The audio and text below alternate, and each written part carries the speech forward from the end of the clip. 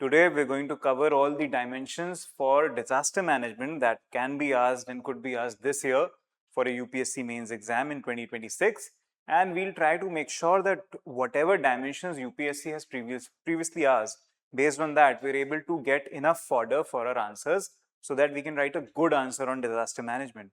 Disaster management every year forms a significant part of your GS3 paper because there is definitely 1 to 2 to 3 questions from disaster management. It has interlinkages with your GS1 paper and also interlinkages with your environment part of the GS3 paper. So all those things make it quite important and significant, and these are easy marks that you can score. Disaster management has very simple frameworks, very simple definitions, and very standardized content that is available to you. If you're able to get through that and if you're able to utilize that in your exam and your answers, you will definitely gain great marks in disaster management. The question themes are repeatable and the answer frameworks are quite repeatable and reproducible across the formats. So let's begin. Just remember, whatever trend has been followed in the other GS subtopics has been followed by UPSC in the disaster management topics as well. Mains is becoming more and more specific and less generic.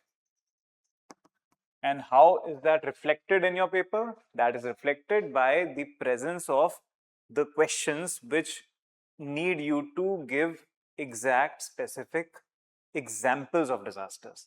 So if any question today comes from X disaster, there is quite a guarantee that the next part of the question or the next heading of the question would require you to address and give 3 to 4 to 5 specific examples from that disaster.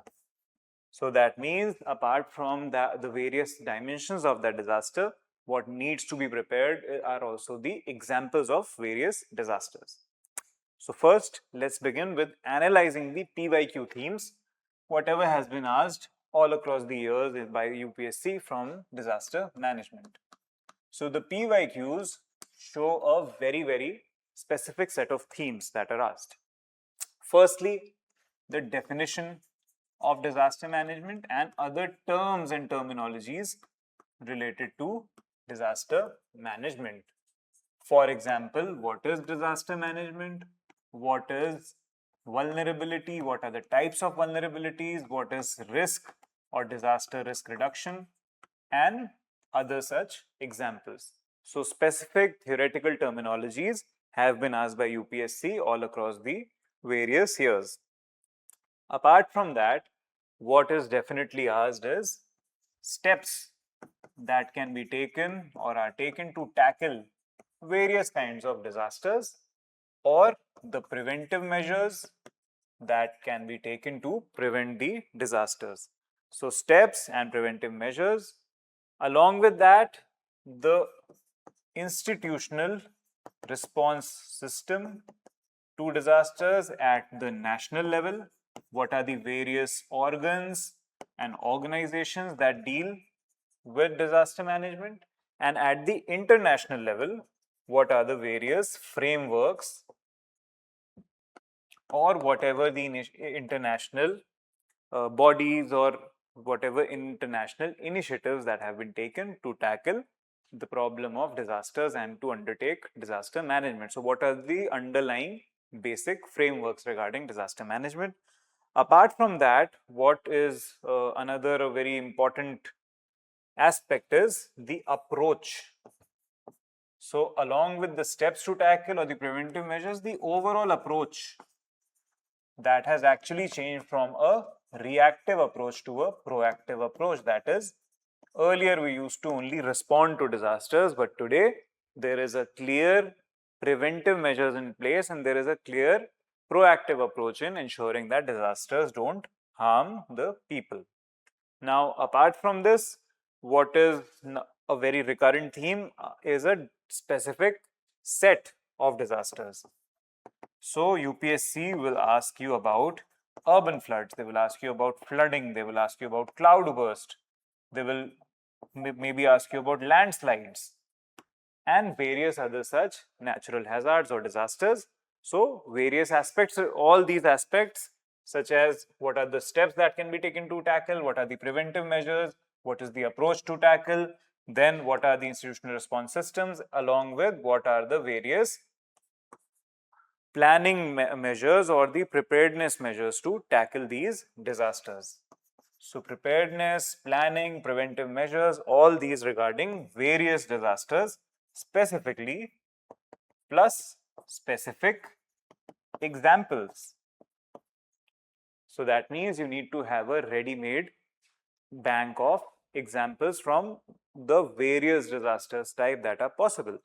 Those disasters themselves can be of various types, but we'll see that sequentially. First, we look at the definitions, what we need to know, how to build on the subject. Let's first understand the historical background before of this whole issue of disaster management. Historically, we'll see two parallel themes, one internationally and one in India.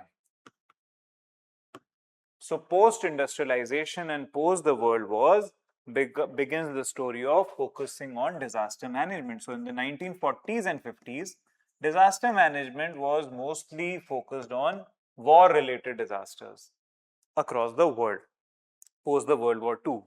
India at that time had faced various multiple famines over the last century and half a century. So the 1943 Bengal famine was a major event which influenced disaster management policy in India, and we were operating on a relief commissioner model. So basically, as per the disaster, the focus was on granting reliefs to the people and not really preventing the disaster events. This was done by the local administration, and there was no specialization of bodies or organizational system to tackle disasters specifically. And most of them were related to agriculture, like floods, droughts, famines, etc. Then, across the world in the 1970s and 80s, the story of disaster management evolved, and the focus started becoming on international cooperation, and in the 1980s, nuclear related disasters.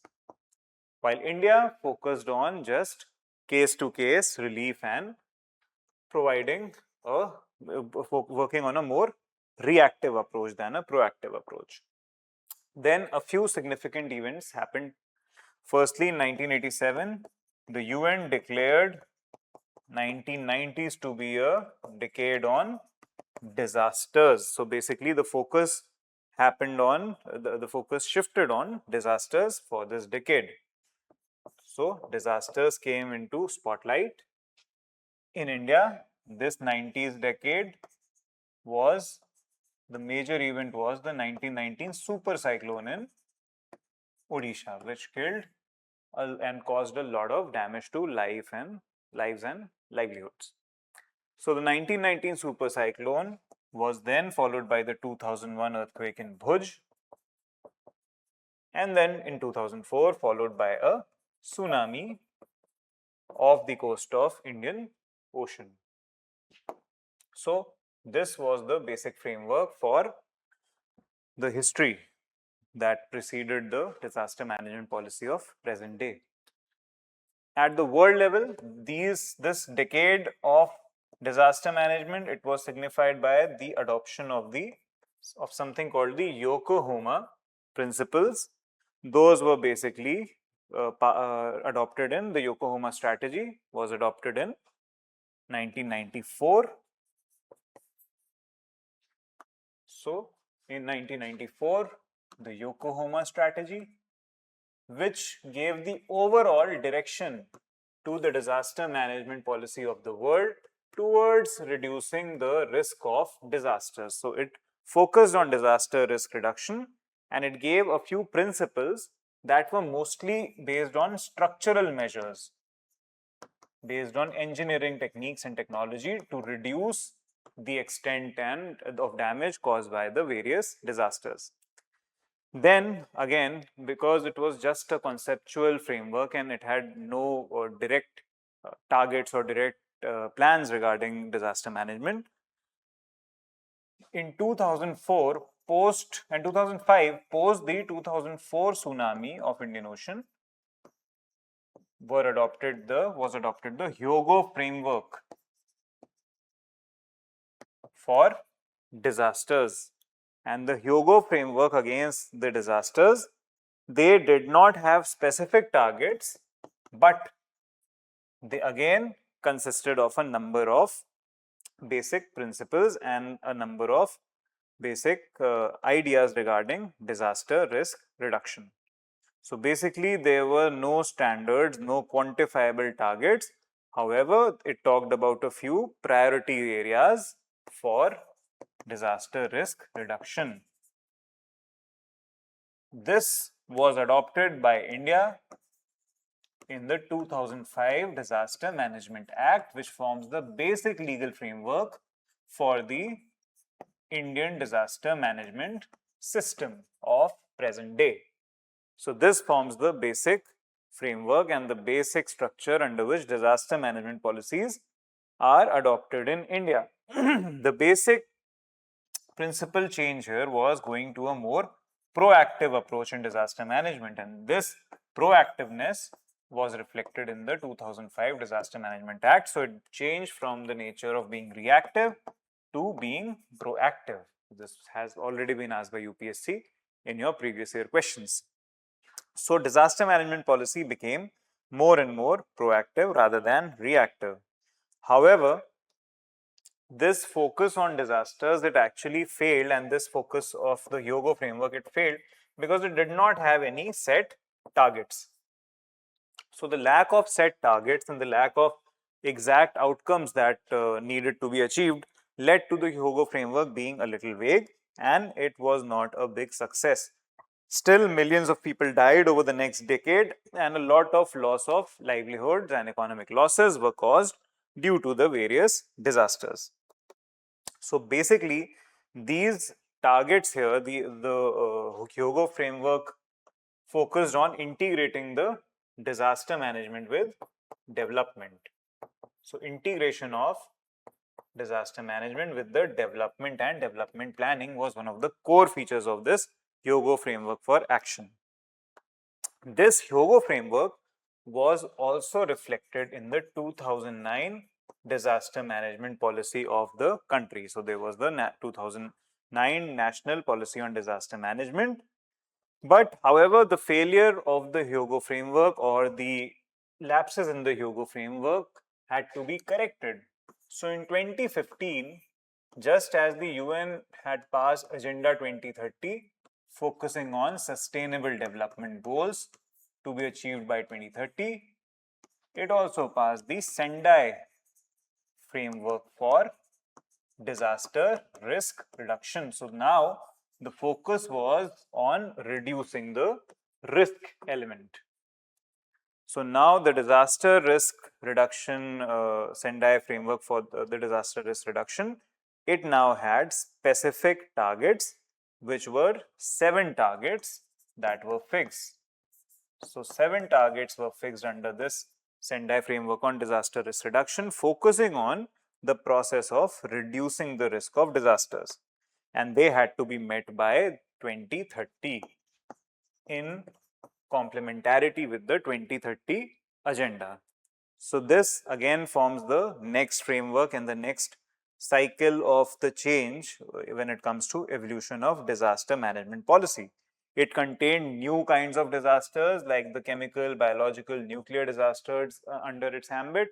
It also focused on reducing the mortality, reducing the number of people who were affected by the disasters, and also targets such as increasing the capability of coping with disasters, improving early warning systems, reducing the economic losses, and principles like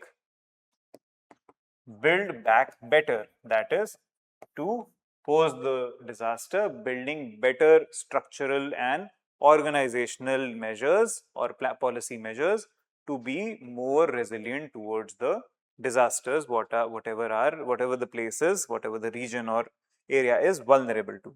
So this became the next framework for disaster risk reduction and disaster management. This was reflected in the 2016 National Disaster Management Policy and the 2019 updated National Disaster Management Policy. So these principles have been reflected in this, and they basically stem from, or they are legally mandated by the National Disaster Management Act of 2005.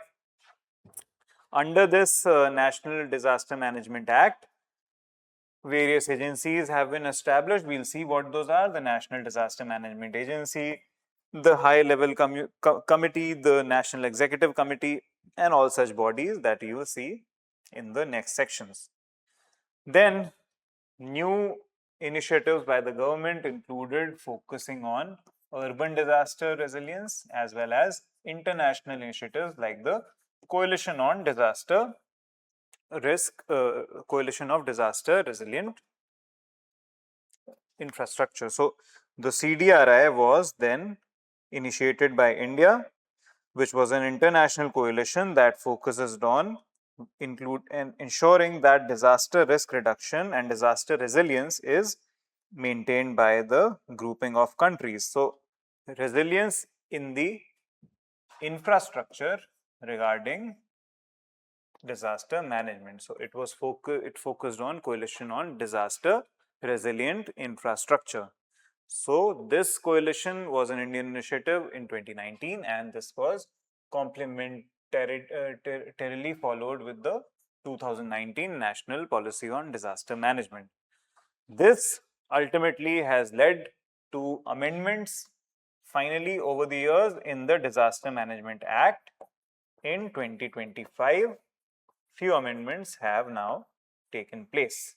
And this is the current updated status of disaster management policy in the country. It is based on the Disaster Management Act of 2005, which has been updated recently, and this could be asked by UPSC this year because it's a recent development. So overall, we've seen that the approach has changed from a more reactive approach to a more proactive approach. Now let's see what are the definitions of all these terms that we've come across in the course of this discussion. So firstly, we'll see what is the definition of a disaster.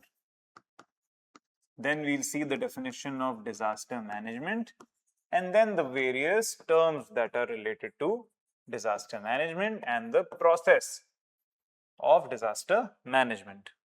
So what is a disaster? A disaster is a serious disruption in the way of life, in the economy, in the livelihoods of the people, in the environment, which causes losses. So basically, a serious disruption which causes losses which are beyond the coping capacity of a community, nation, state, region, etc. So basically, a serious disruption in functioning and beyond the coping capacity of a region or a ecosystem or an economy, whatever the unit is. So basically, this definition is quite a broad definition given by UN. So such a definition helps to ensure that maximum number of disasters are kept under the ambit of this disaster management policies. So as much or as more and more varied number of disasters can be kept under this, it is a good definition given by UN Office on Disaster Relief. So basically, the UNDRR, that is the UN agency which acts as the coordinating agency for disaster risk reduction, the UN Office for Disaster Risk Reduction, that has given this definition. Now, what is disaster management? Disaster management basically refers to a number of systematic processes, including administration, including organizational processes, including various policies, which increase the capability or the capacity of any region or any economy or any system, and helps reduce the impact of natural hazards. So herein comes a new term called natural hazards. Let's see what natural hazards are. So basically, natural hazards are geophysical phenomena which can potentially damage geophysical phenomena which can potentially damage and cause damage to loss of life and livelihoods and the environment. These natural hazards can be and are usually geophysical phenomena such as earthquakes, such as various kinds of tsunamis, cyclones, etc. And they are basically a source of risk and they can cause potential damage.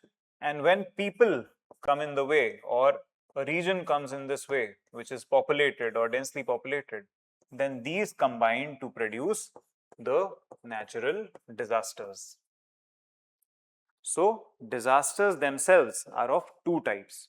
One, natural disasters, which are due to the presence of these natural hazards, which are geophysical phenomena, when combined with the human interference or the human encroachment in nature, they result in the disaster. Why am I saying that? For example, if there is a flash flood, but it is occurring in the Sahara Desert, would it be classified as a disaster? No.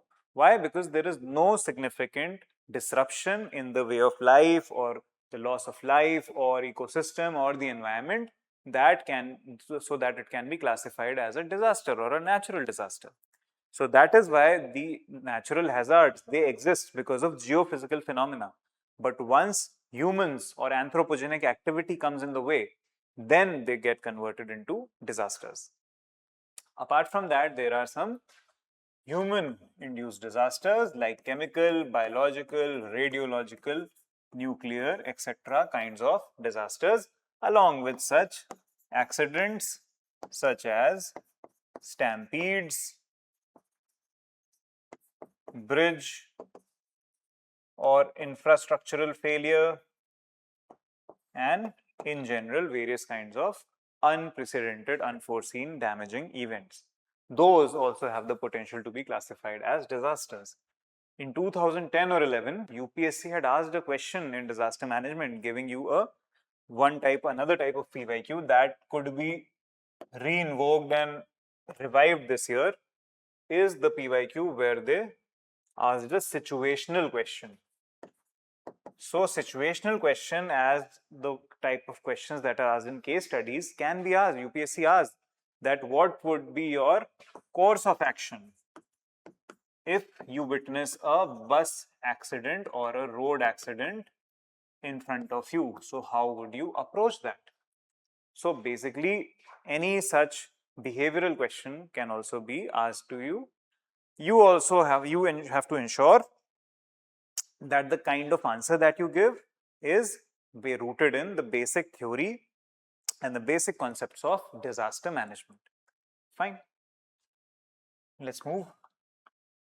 So this was the evolution. These are various terms.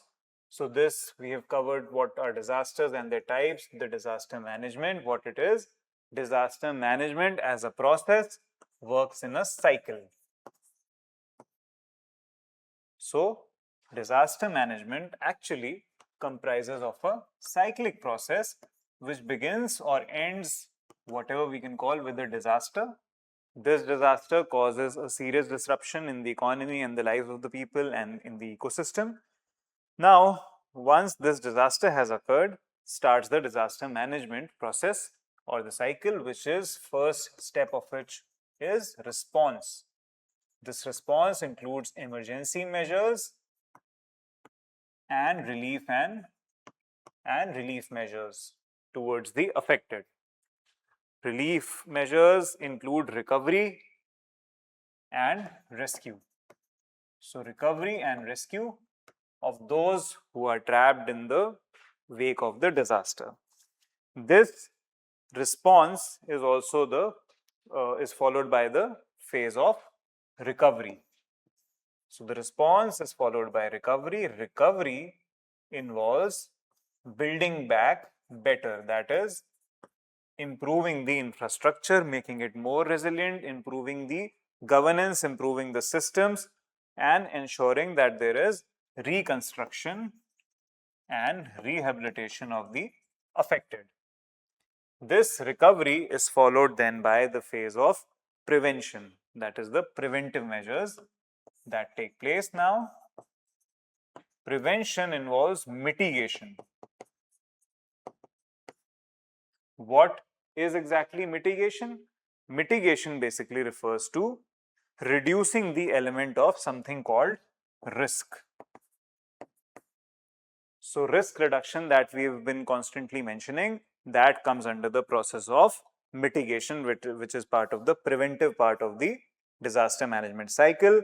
It includes both structural and non-structural measures. Structural means building infrastructure which is resilient to disasters, and non-structural means policy or developmental interventions to ensure that disaster risk is reduced. For example, early warning systems are basically non-structural measures, while structural measures are like retrofitting of existing buildings. This is then followed by the phase of prevention of disasters, and that basically includes all the various systems and all the various capacity building processes or the training of people. For example, mock drills, creating a dedicated force or cadre towards disaster management and disaster risk reduction, and all such preventive initiatives so that disaster can be prevented, and ultimately disaster will again strike at some point or of time. So disaster management occurs in a cyclic way, and this cyclicity is maintained across the years, and this cyclicity is inevitable as humans have in any way, in most of the ways, encroached within the domains of ecosystem, which might also have the pre-existence of natural hazards. So that is why there is a need to follow the cyclic approach, as we know that climate and the environment and the earth acts on a principle of uniformitarianism. Uniformitarianism means that the processes that operated in the past also operate in the present and will also operate in the future. This uniformitarianism ensures that a disaster is going to recurrently strike, and the various regions or economies or nations, they have to be prepared for such disasters. Now that we've seen few of these terms, we'll look at the other related terms regarding disaster management. First term that we're going to look at after the natural hazards and the disaster refers to vulnerability. So, hazard we've covered. This is followed by vulnerability. Vulnerability is something which is inversely proportional to the coping capacity of a community or a nation. So the coping capacity towards the disasters, the inversely proportional of that is the vulnerability, that can be defined as it is basically the increase in the susceptibility. So vulnerability refers to those conditions that can increase the susceptibility towards the natural hazards or the disasters of a particular region, community, etc. So these are vulnerabilities, are conditions that increase those susceptibilities. They can be of various types. For example, these vulnerabilities can be economic vulnerabilities. These vulnerabilities can be physical vulnerabilities. These vulnerabilities can also be social vulnerability and environmental vulnerability. Social, economic, environmental, attitudinal, physical, all these are various types of vulnerability. UPSC asked this question a few years back, that what are the types of vulnerabilities, and they can be broken down into as many vulnerabilities as possible. Physical vulnerability includes weak structures, poor housing, for example, wooden houses in earthquake zones. Economic vulnerability refers to low income in the area, lack of diversification of livelihoods. Social vulnerability refers to marginalized groups, the presence of them, the women, the elderly, differently abled. Environmental vulnerability includes the presence of degraded ecosystems like the deforested areas, the wetlands which have been lost, and the destroyed mangroves. For example, the case of Bangalore. Bangalore has this great environmental vulnerability that has increased over the years because of the loss of the wetlands and the lakes to construction of buildings and infrastructure in the city, and that causes urban floods every year and the erratic rainfall patterns. Attitudinal vulnerability refers to community attitudes such as denial, such as fatalism or ignorance. So denial of the increasing risk of disasters, fatalism, that means jo hoga dekha jayega, and whatever is going to happen, whatever will be. All these sort of attitudes can also increase the vulnerability towards disasters. Then comes the next term, that is exposure. Exposure basically refers to the quantum or the quantity of assets that have the potential to be destroyed or damaged by the various disasters.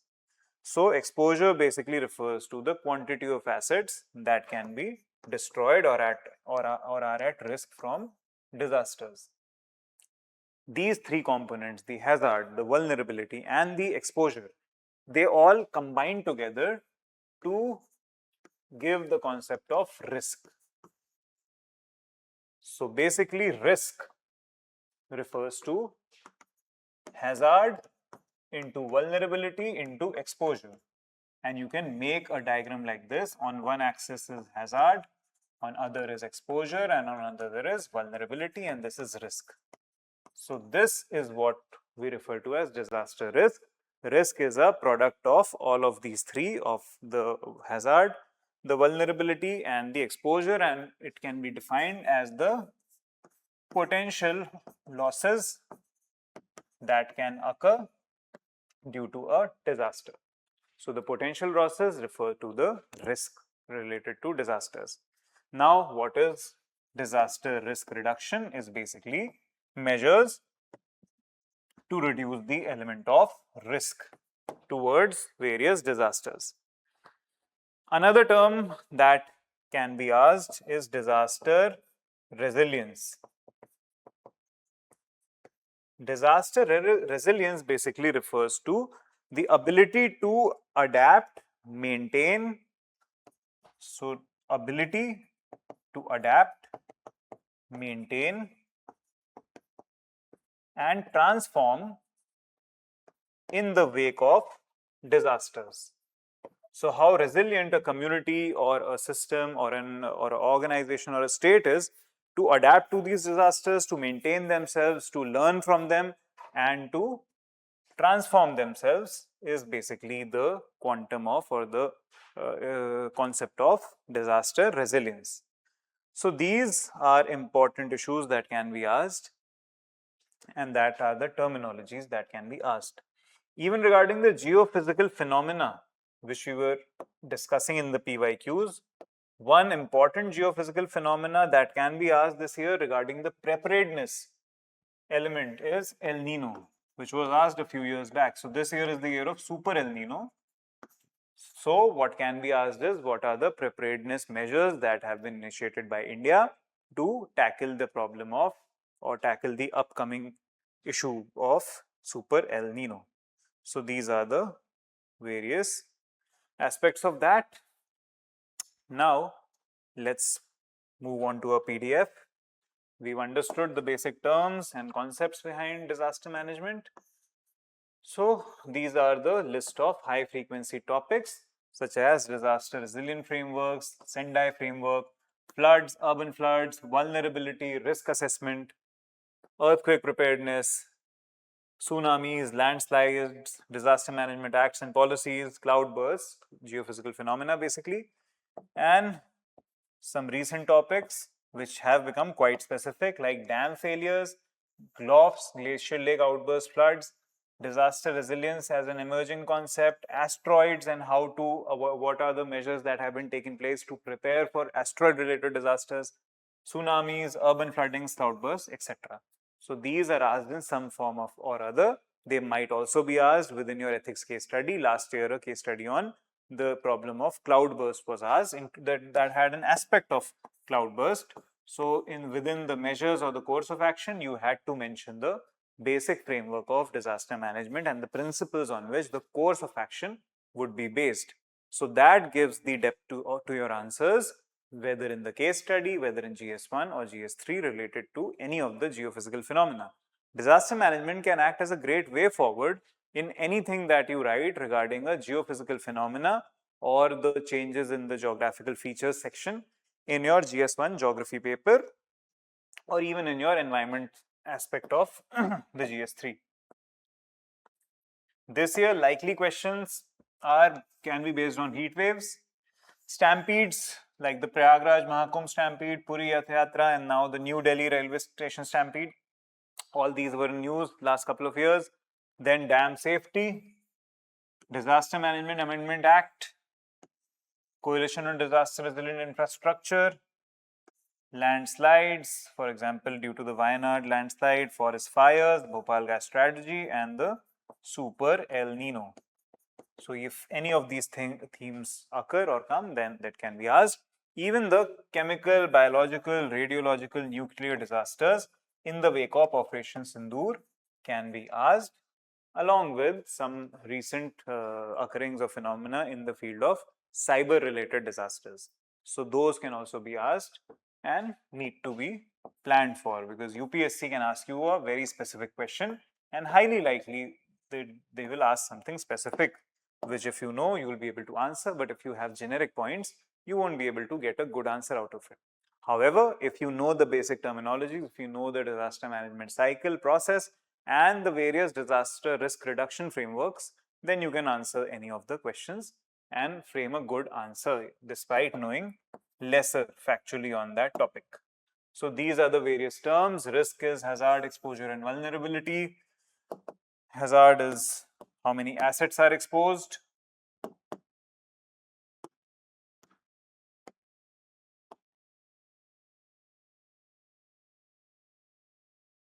Vulnerability are the conditions which actually increase the susceptibility of a community to hazards.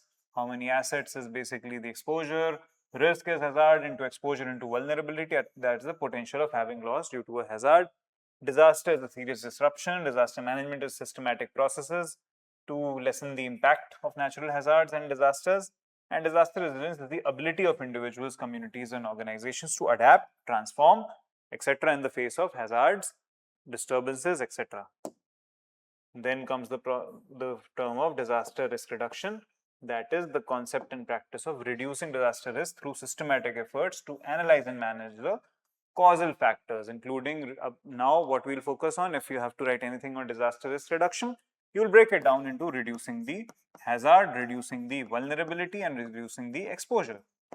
And if you reduce all of these three, you have already generated 3 points on the topic of disaster risk reduction regarding any disasters.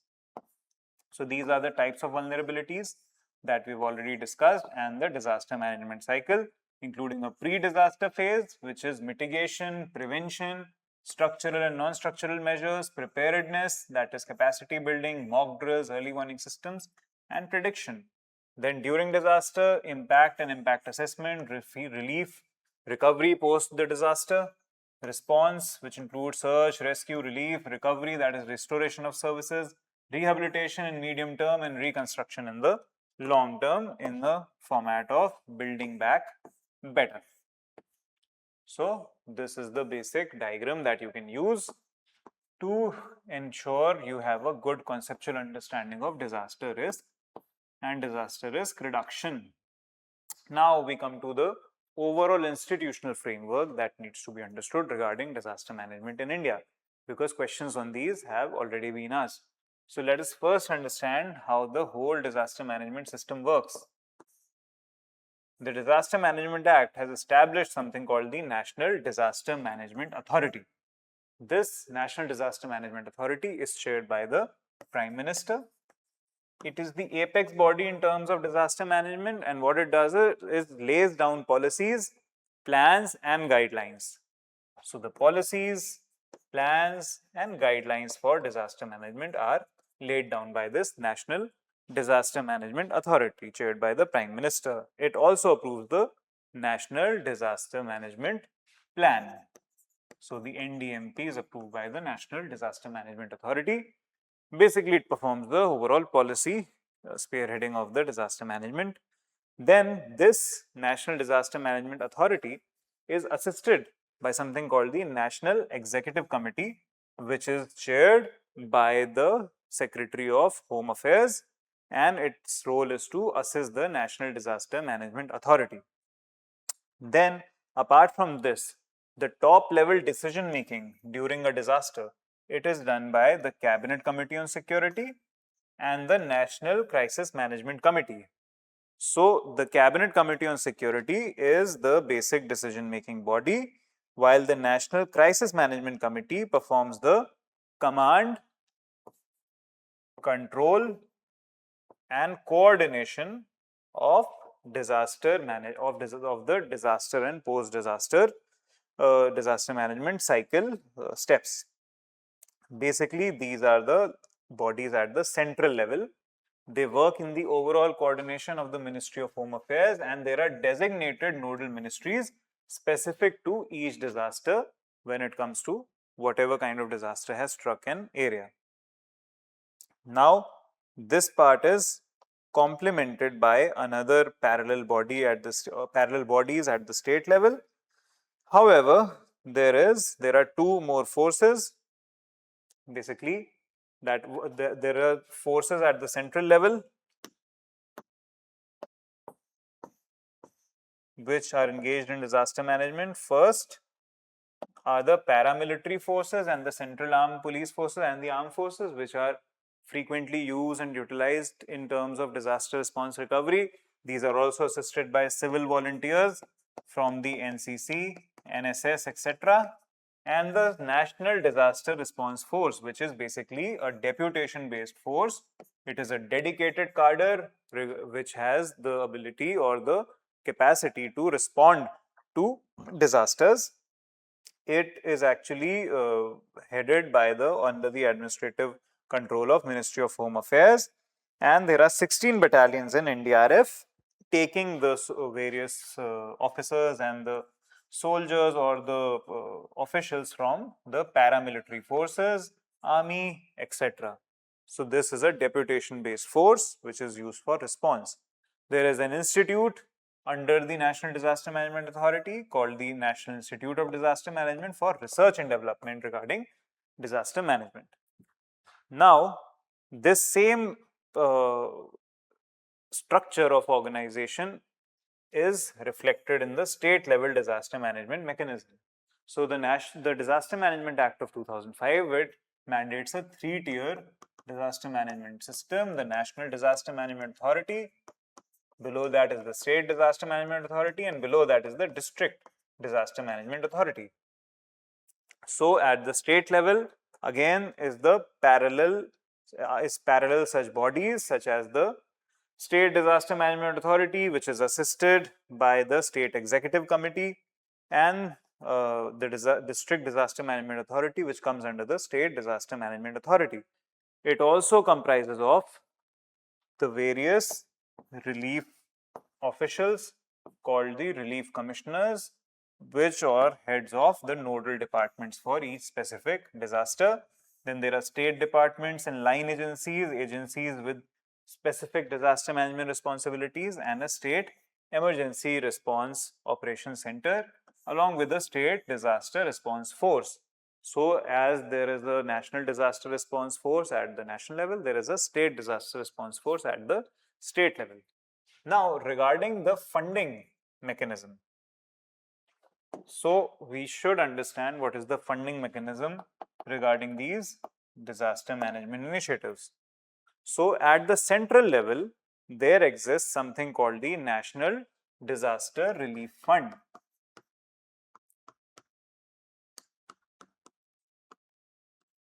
This is complemented with the National Disaster Mitigation Fund. This is mandated by the Disaster Management Act. So its legal backing stems from the Disaster Management Act. 80% of all the funds that are allocated for the disaster relief in the country or for disaster management in the country, they go to NDRF, and 20% funds go to the National Disaster Mitigation Fund. So 20% funds are allocated for mitigation and 80% for disaster management. The source of disaster management, the disaster response fund, is at the national level is a tax. This tax is called the National Calamity Contingent Duty. The National Calamity Contingent Duty, and this is imposed on specific products and it feeds the National Disaster Relief Fund. Now, this fund is at the central level and it's used for response, recovery and preparation of the disasters, while the NDMF is used for mitigation measures. The utilization of these is done by on the request of state governments to a body called the Interministerial Coordination Committee. So the Ministerial Coordination Committee, the IMCT, it actually requests the NDRF or the NDMA, which operates this fund, to release funds from this, to release the money from this fund. This fund and these funds are kept under the public account of India. A parallel system exists at the state level. So at the state level is the State Disaster Relief Fund, complemented by the State Disaster Mitigation Fund with the same allocation of 80-20.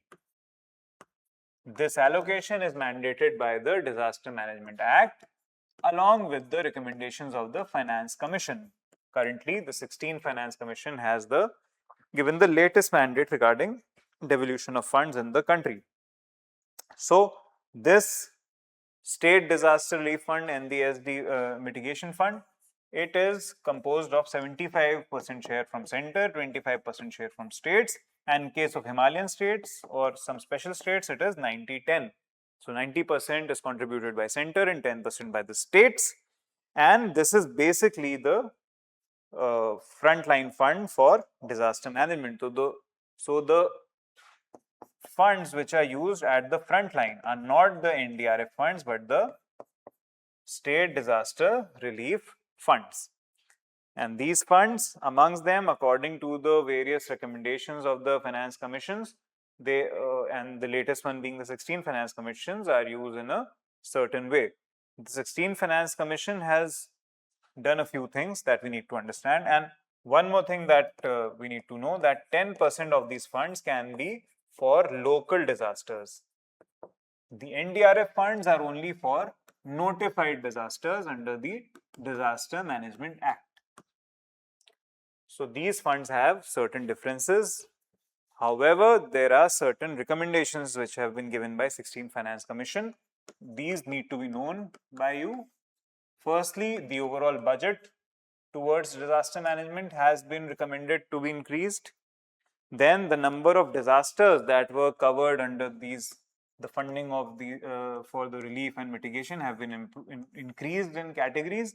Earlier there were 4 categories of disasters, now there are 10 categories of disasters which are covered for providing funding.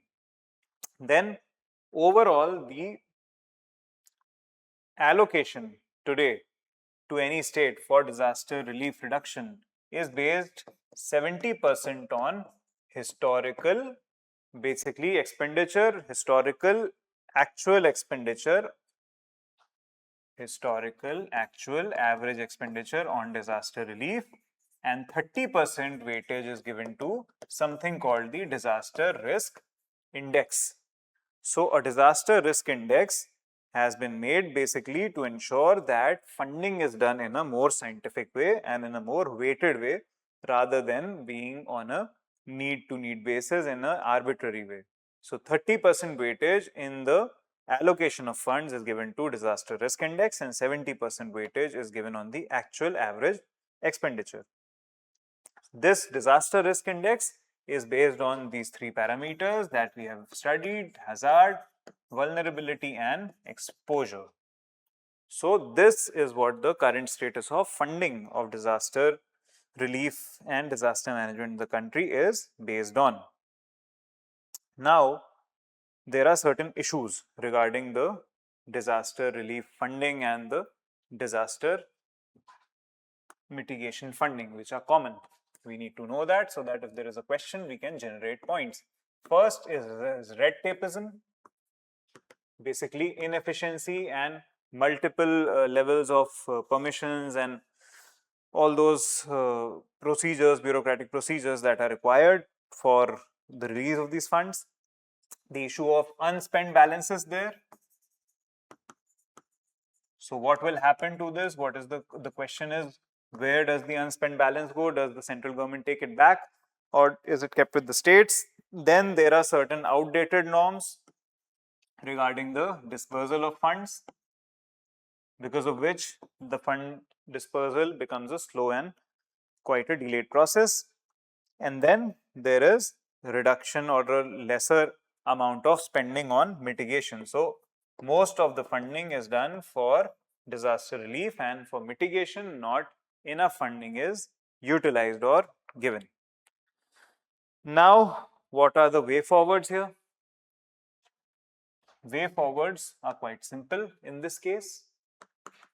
Firstly, we have to ensure that there is rule-based triggered financing.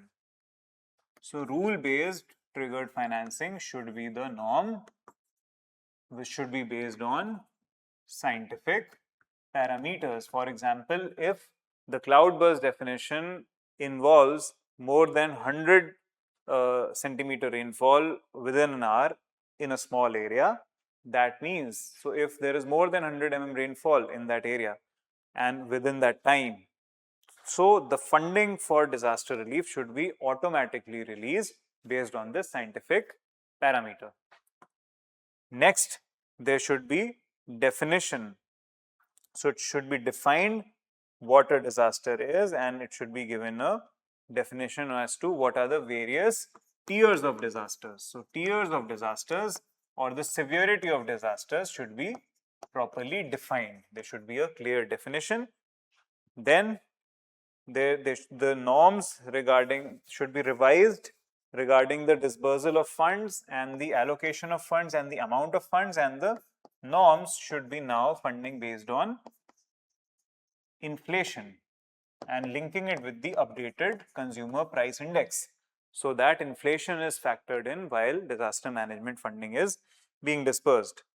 The scope should be increased of the funding, and there should be provisions for transferring the risk, for ensuring that risk reduction is accompanied by transfer of risk, and that funding for that is given. So these are the common way forwards regarding the funding of disaster management. We've seen all the bodies now, and there are certain new bodies as well. For example, the Urban Disaster Management Authority is now a statutory body, and the SDRF has also gotten statutory recognition. So now we look at the Disaster Management Act of 2025. What are the differences now, and what are the changes that have occurred, and in comparison to the Disaster Management Act of 2005. And these can be asked this year, so it needs to be remembered. Firstly, the provision regarding the disaster management planning. According to the Disaster Management Act, the national and state executive committees prepared the disaster management plans, which were approved by the NDMA. Today, the NDMA and SDMA can now directly prepare the national and state plans. So the interference or the role of the national and state executive committees has been reduced. Issue with this is that it's a centralizing provision, because national and state executive committees consist of experts as well as government officials who have a better technical command and who have the role statutorily to give advice and to give the basic assistance to the national disaster management authorities. Then regarding the functions of NDMA and SDMA earlier were to review plans and set guidelines that recommend funds. Today, risk assessment, technical assistance, relief standards, and national and state disaster databases have all been added to the functionality of NDMA and SDMA. So basically, NDMAs are now going to perform the role of the assisting bodies. Then there was no provision for a state disaster database, which today is explicitly included, and it includes disaster risks, fund allocation, and mitigation plans. Apart from that, urban disaster management authorities were not provided in the previous act, but today the urban disaster management authorities for state capitals and cities with municipal corporations except Delhi and Chandigarh have been given statutory recognition. The SDRF was not explicitly provided for in the Disaster Management Act of 2005, whereas today state governments must establish the State Disaster Response Force and define their roles and service conditions by law. So SDRFs have become mandatory for all states. Then regarding the National Crisis Management Committee and the High Level Committee. The High Level Committee is another committee which is working for the overall disaster management in the country. Its basic role is as follows. The High Level Committee is chaired by the Home Minister, and today, earlier it was not a statutorily recognized committee, but it used to work. What it used to work for was basically financial oversight, grassroots strengthening, and coordination amongst the various ministries. It earlier operated as an administrative mechanism, but with this Amendment Act, the National Crisis Management Committee and the High Level Committee, led by the Cabinet Secretary and the Disaster Management Minister or the Home Minister, have been given now statutory recognition. So now the Home Minister has a direct statutory power in terms of disaster management in the country. Now, what are the issues with this act? Issues, like we break down the issues as always, we'll break them down into a certain number of heads. First, financial devolution gap. UDMAs, for example, have not been given dedicated funds and depend on state budgets. Then obviously there are centralization concerns. NDMA is getting more direct powers, which could reduce the state autonomy. The National Crisis Management Committee and the High Level Committee, they are getting more and more authorities. Disaster definition has not been expanded. New categories like heat waves, urban floods, and pandemics still not formally included. And there is a top-down approach where local body participation and community level disaster management has not been addressed by this act.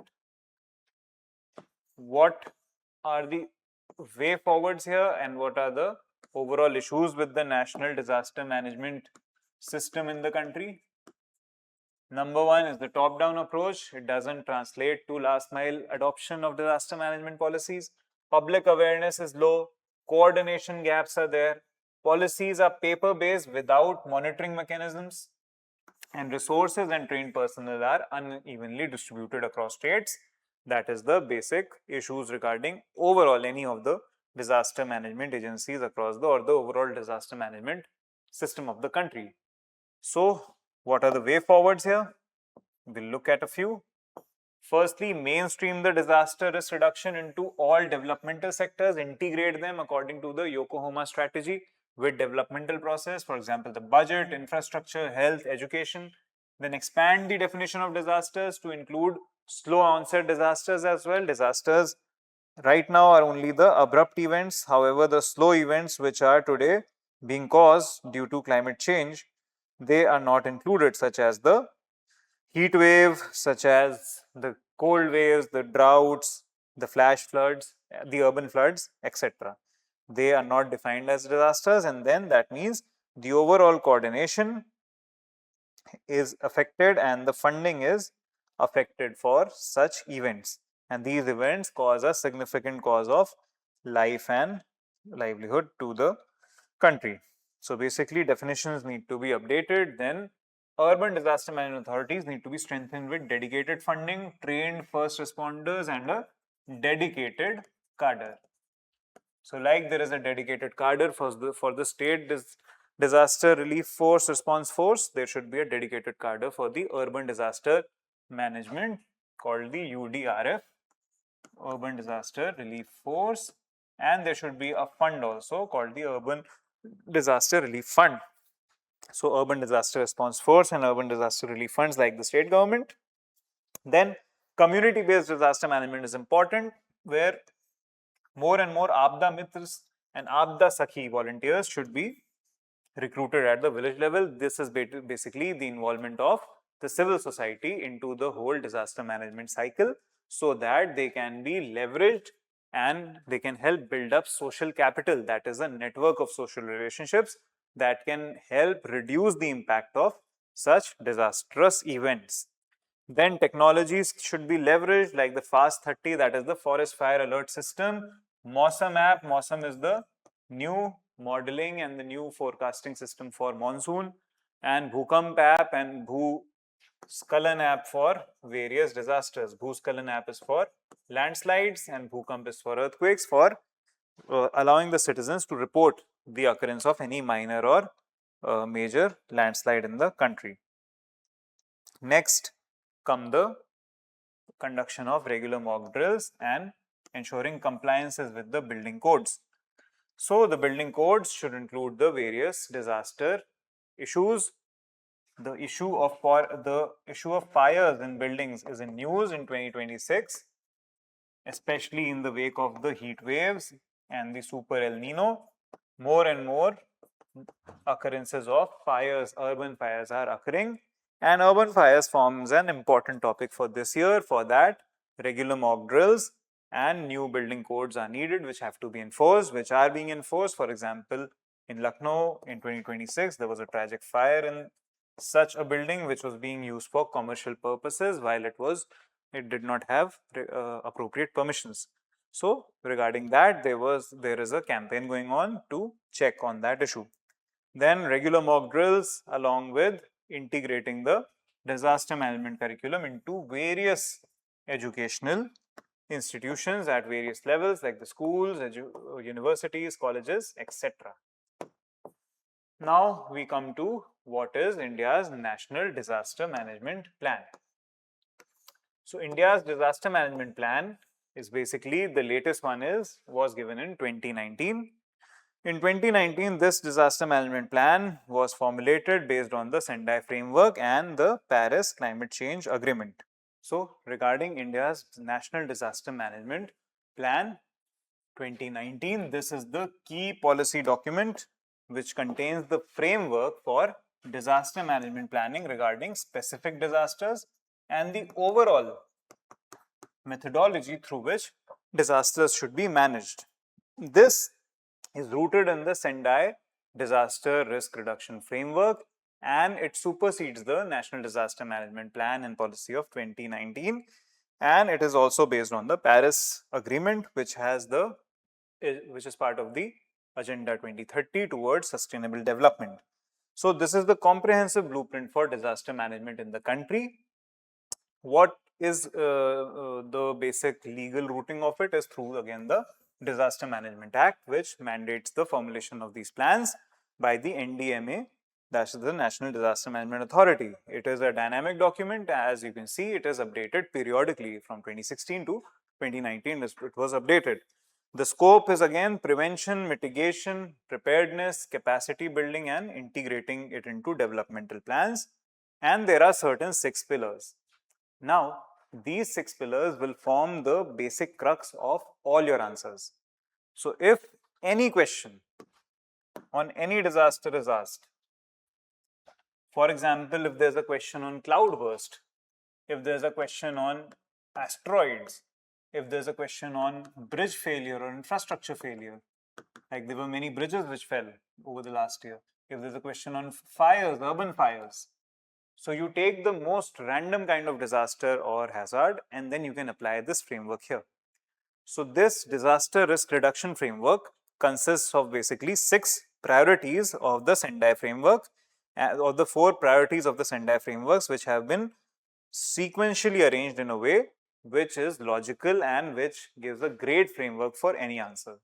So we'll see step by step what it is. The first step in this disaster management plans for disaster risk reduction, which is applicable to all of these or any of the disasters is understanding the disaster risk. So the first step in reducing the risk is first understanding it.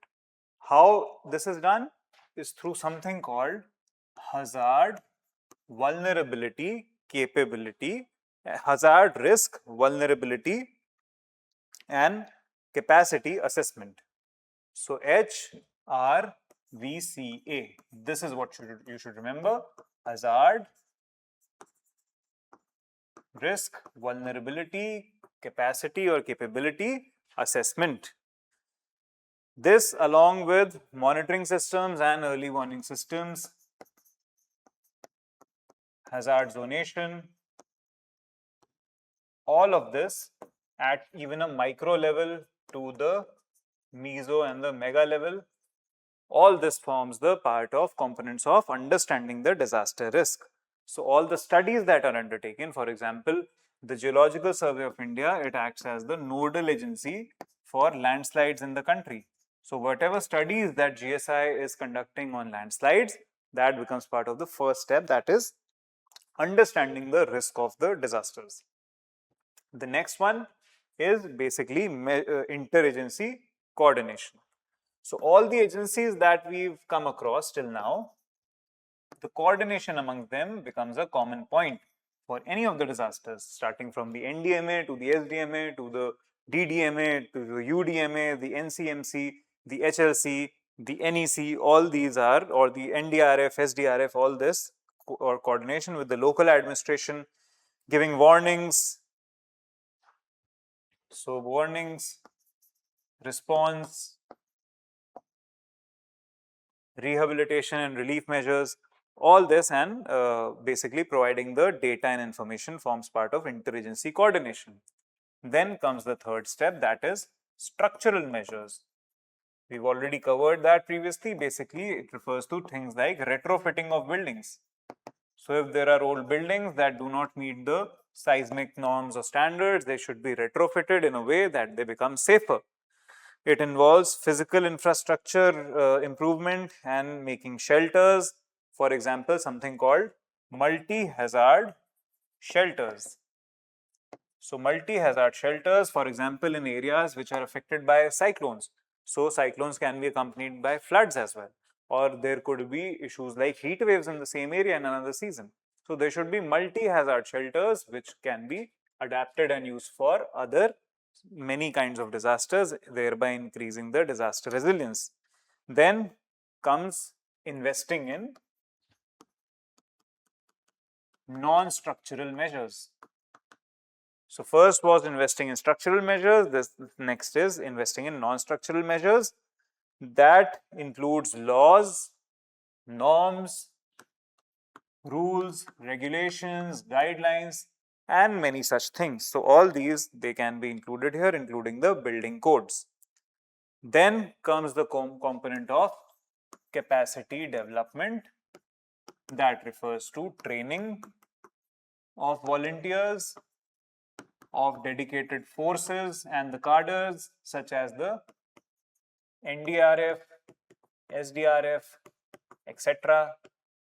Education of the population, especially the vulnerable sections, ensuring that the most vulnerable sections get the awareness regarding these disasters, mock drills, exercises, all these form part of the fifth part of disaster risk reduction. The sixth and the last part then comes to climate change risk assessment, that is climate change risk assessment. It includes involving data regarding climate change and the trends regarding climate change into the overall planning regarding disaster management and filling the data gaps, filling them along with modeling of various scenarios.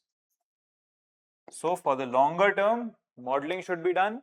For example, if there are coastal cities and which are at the threat of the cyclones or the threat of coastal erosion, various scenarios should be used, and based on that, predictive models should be made. For example, if the scenario is global warming of 1 degree centigrade, then there should be a graph of how much erosion will be taking place over the next few years, so that developmental planning can integrate that and thereby increase the disaster resilience.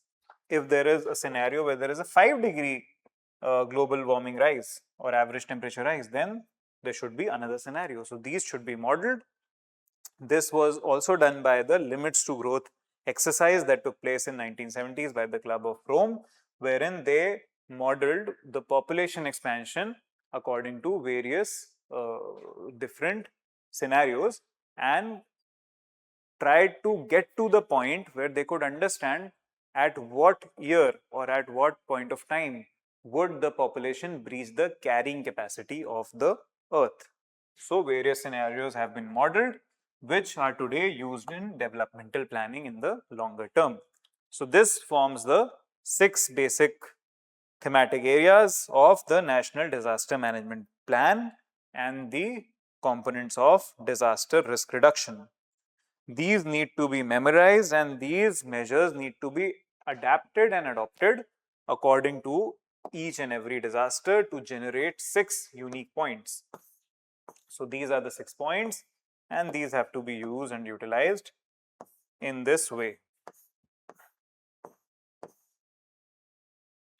Then comes Prime Minister's 10-point agenda on disaster risk reduction, which was formulated on the Sendai framework. This includes that all developmental sectors must imbibe the principles of disaster risk reduction. Risk coverage must include all, especially the vulnerable sections, the small and medium enterprises, multinational corporations, nations. Women's leadership and greater involvement should be there in disaster risk reduction. There should be investment in risk mapping globally to improve the understanding of nature and modeling of various disasters. Then technology should be leveraged to enhance the efficiency of these efforts of disaster risk reduction. For example, the use of LIDAR sensors in building collapses or use of sonar technology in case of a shipwreck. So things like that, they need to be, the technologies like that, remote sensing technologies, UAVs, they need to be used along with GIS systems. Then a network of universities should be developed to work on these disaster related issues. For example, India has the Raksha University, Rashtriya Raksha University in Gujarat, which has a department on disaster management. Then social media should be utilized and mobile technologies should be utilized. Local capacity should be built to enhance this disaster risk reduction. Local population should be educated and trained themselves to act as first responders also. Next, every opportunity should be used to learn from the disasters through these post-disaster studies, and there should be greater cohesion in the international response to disasters. India has thereby itself acted as an example by establishing the Coalition on Disaster Resilient Infrastructure. So this is a grouping of countries who will focus on improving the infrastructure with respect to disaster resilience. Next comes the various nodal ministries that you should be aware of that can be utilized if any of the question regarding a specific disaster comes. Then this sort of knowledge gives you an upper hand over other candidates, because not everyone will know what are the exact nodal ministries that a cloudburst would refer to, or what a urban fire or a forest fire. All of these things, they have specific nodal ministries, and the knowledge of these will help you also in your case studies of ethics, because there will be a course of action that will be asked to you, for example, in the case of a disaster related case study. And if you know the exact ministry or the department which is responsible for that disaster, then it can come in the long term the planning regarding that and the future preventive measures that you can suggest to the exact nodal body. So this will reflect your depth and the range of your knowledge to the examiner and act as a good value addition. For example, air accidents, like the case of Air India Flight 171, which crashed in Ahmedabad last year. This also could be asked this year because it was a very something which is in news and just completed 1 year. This is under the Ministry of Civil Aviation. Rail accidents are under the Ministry of Railways. There is a body called the Commission on Rail Safety, which is under the Ministry of Civil Aviation. So that body is also responsible for safety of the railways. Then the road accidents are designated to the Ministry of Road Transport and Highways. Avalanches are to the Ministry of Defense and the Border Road Organization. So in case of an avalanche, Border Road Organization and the Ministry of Defense will be the nodal agency. For biological emergency, Ministry of Health and Family Welfare. For cold waves, Ministry of Agriculture. For cyclones, Ministry of Earth Sciences. For droughts, Ministry of Agriculture again. For earthquakes, Ministry of Earth Sciences. For floods, the Ministry of Jal Shakti. So these need to be known. Apart from that, regarding urban floods, the Ministry of Housing and Urban Affairs. Regarding forest fires, the Ministry of Environment, Forest and Climate Change. Then for frost-related disasters or events, Ministry of Agriculture. For hailstorm, again, Ministry of Agriculture. Industrial and chemical disasters are in the responsibility of Ministry of Environment. Landslides are responsibility of Ministry of Mines, for which Geological Survey of India, which is an attached office of Ministry of Mines, is the responsible agency. Then for nuclear and radiological disasters is the Department of Atomic Energy. For oil spills is the Ministry of Defense, and its body called the Coast Guard, which we read about yesterday, is mandated to guard from 12 nautical miles to 200 nautical miles of the coast. Then pest attacks are Ministry of Agriculture, and tsunami is Ministry of Earth Sciences. So these disasters are designated to these specific agencies. This is the overall components of disaster risk management. They have to be included point-wise as part of all the steps that should be taken or that have been taken also can be put into this framework, so that you have a great variety of steps and a great logical sequence of steps which is mutually exclusive and comprehensively exhaustive, thereby giving you the best possible range of marks, and you will not be restricted to just one kind of recommendations or steps that you would mention in your answers.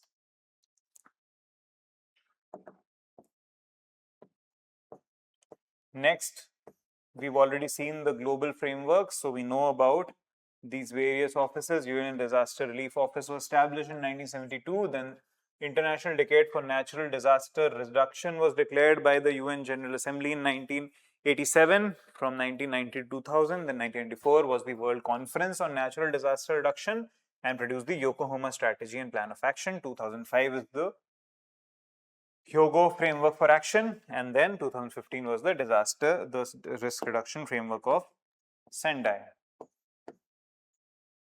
Then, if you're asked the key features on Hyogo Framework, you can take them from here. First comprehensive global plan to explain, describe, and detail the work, establish the global platform for disaster risk reduction.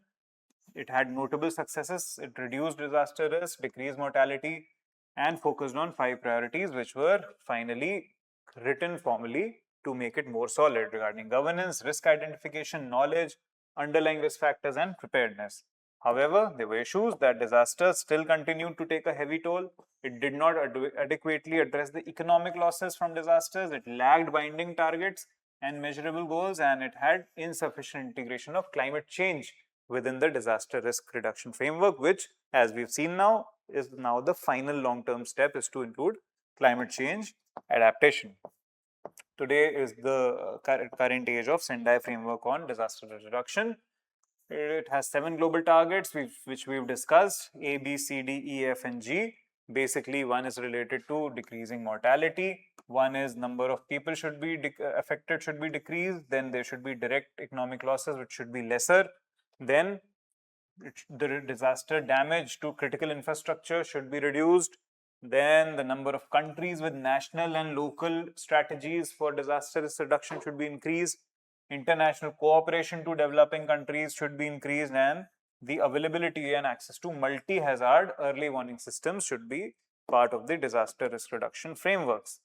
It has 4 priority areas which have been included in your National Disaster Management Plan. First is the understanding of disaster risk, then is the strengthening of disaster risk governance, then investing in disaster risk reduction in both structural and non-structural measures, and then enhancing preparedness, of which build back better, that is using post-disaster recovery to enhance resilience, reduce vulnerabilities and prevent new risks. So basically reducing the hazard, vulnerability and exposure. Hazards can not be reduced a lot, but vulnerability and exposures can be reduced by building back better and ensuring the resilience of critical infrastructure such as schools, hospitals, etc. So these points are important. Then these are the key differences.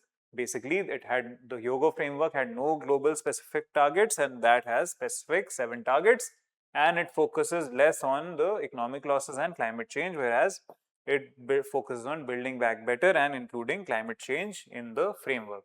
Then other mechanisms involve the Coalition on Disaster Resilient Infrastructure, CDRI, which is a global partnership launched by India, which has 50 countries as members and focuses on nature-based solutions, small island developing states, urban resilience, climate smart agriculture, etc. It has a DRI Connect platform for knowledge exchange, and then there is the global platform for DRR, that is disaster risk reduction, which reviews the progress of the Sendai framework. Then there is the SUVA expert dialogue on loss and damage, which addresses losses from climate-induced disasters which were not preventable through adaptation.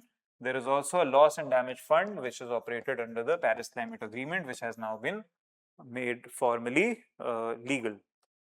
Next, then comes the Loss and Damage Fund, which I was speaking about. It was established in COP28 in Dubai to compensate the vulnerable nations for irreversible climate-related losses. So these are the next few types of international initiatives. Now come the types of disasters. Firstly is the classification system used by Disaster Information Management System of Deciventer, which classifies disasters arising from natural hazards. That means the first type of disasters is natural hazard or natural disasters, which are of 5 types. Firstly are the geophysical disasters, which include the geophysical processes or the geological processes, such as which impact the services, society, economy, environment, etc. And the hydrometeorological factors they may add to these. Then hydrological disasters, which are events caused by deviation in the normal water cycle, like floods and drought. Then meteorological, that is caused by short-lived small to mesoscale atmospheric processes like lightning. Then climatological, events caused by long-lived meso to macro scale processes. And then biological, that is of organic origin conveyed by biological vectors such as the COVID-19 pandemic. So this was part of the 5 types of natural hazards. Then come the human-induced disasters, which are due to the rise in population, rapid urbanization, industrialization, and development within high-risk zones.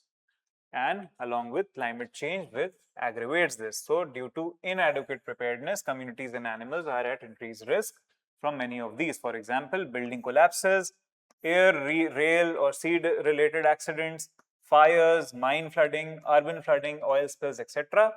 These are the hazards due to chemical, biological, radiological and nuclear threats and events also rank high among the causes that are human induced. Terrorist activities and secondary incidences can add to these human-induced disasters. Now we come to each type of disaster and we look at it one by one and ensure that we have a basic framework ready for any of the answers regarding the specific disaster types.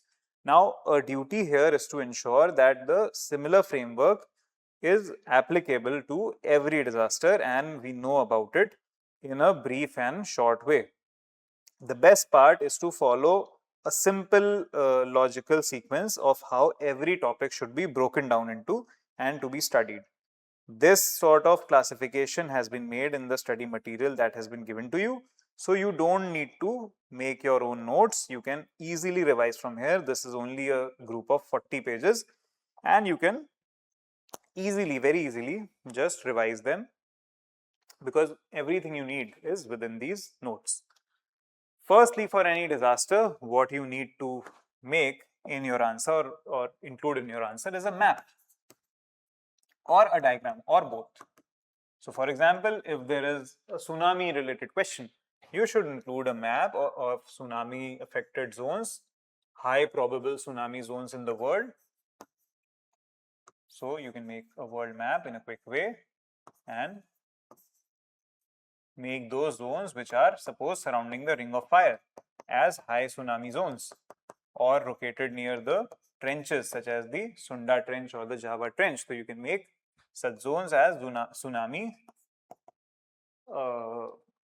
susceptible zones which are vulnerable to tsunamis, and then make a diagram which actually exhibits that how a tsunami can occur. So if this is a trench where the oceanic plate is getting subducted under the continental plate, and the earthquake occurs here on the seafloor, which causes vertical displacement of the seafloor.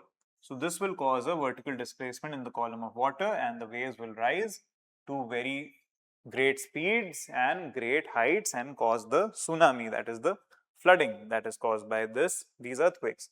So both these maps and these diagrams are important for every topic that is possible. So if you can make a map on the flood affected zones of the country, or the tsunami affected zones of the country, or the tsunami susceptible zones, or the cloudburst susceptible zones, that can act as a great value addition to any of your answers. For example, when it comes to the topic of floods and droughts, then this is the India flood zone map that you can make, which are the zones which are susceptible to flooding. The low-lying zones of the west-flowing rivers like Narmada, Tapi, then the low-lying zones or the mouths of the rivers of east coast such as Brahmani, Baitarni, Mahanadi, Godavari, Krishna, Kaveri.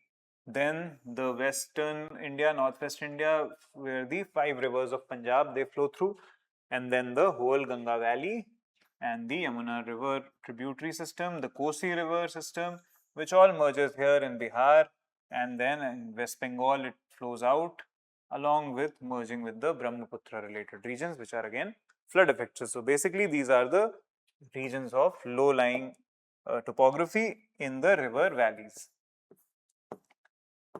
So what are the headings that need to be understood for everyone? First is the cause of whatever disaster is being discussed. For example, the cause of floods, if it is asked, then you should give topographical factors or the geographical factors where Himalayan rivers carry heavy sediment. Then monsoon concentration, again natural factor. Then deforestation, that is an anthropogenic factor. Encroachment, inadequate drainage infrastructure, and climate change. So again, climate change, physical factors or natural factors, and anthropogenic factors. These should be given in the headings when you have to generate points on the causes behind any of the disasters. There will be some natural causes.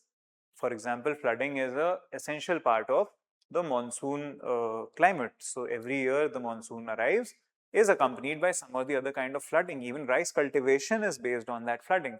Without flooding of the fields, the rice cannot be cultivated. So you cannot call that as a natural disaster. However, it is exacerbated or it is aggravated because of the presence of humans and high density population within the river valleys.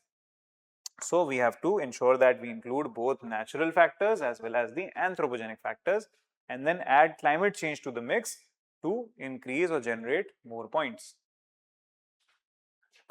Then subtopics like urban flooding, again causes and mechanisms have been asked.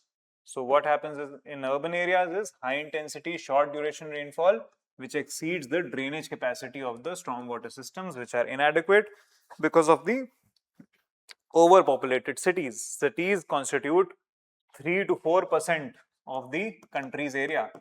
However, 36% population resides in them. So that means they are overburdened and overpopulated, and then that puts pressure on the drainage capacity, which gets exceeded in the times of rainfall, and then urban floods occur. Urban floods are also caused because of the urban heat island effect, which creates a low pressure zone above the cities. And why? Because the cities are highly concretized and they are great sources of industrial and vehicular pollution and heat, and that causes low pressure above them, and that low pressure actually attracts the rainfall or the winds from the high pressure areas, which cause excessive heavy precipitation in a short time. Then encroachment on blue-green assets. Blue assets refer to water-related assets like the rivers, lakes, etc. And green assets are related to the agricultural or the forest or plant-related aspects. So agricultural fields, the forests, etc. they have been encroached in the cities and the urban areas, and that has led to increased concretization. And then again, the diagram that we had made in our environment section, that the runoff has become more than the infiltration here amongst the total precipitation, and this causes the floods in the urban areas as well. So water bodies and green areas have been filled for construction. Surfaces have become impermeable and impervious due to concretization, concrete being used as the favorable choice of material, and which is non-permeable and does not allow good percolation and infiltration of water. Concrete is cheap and it is readily available and strong, and that is why it is increasingly used.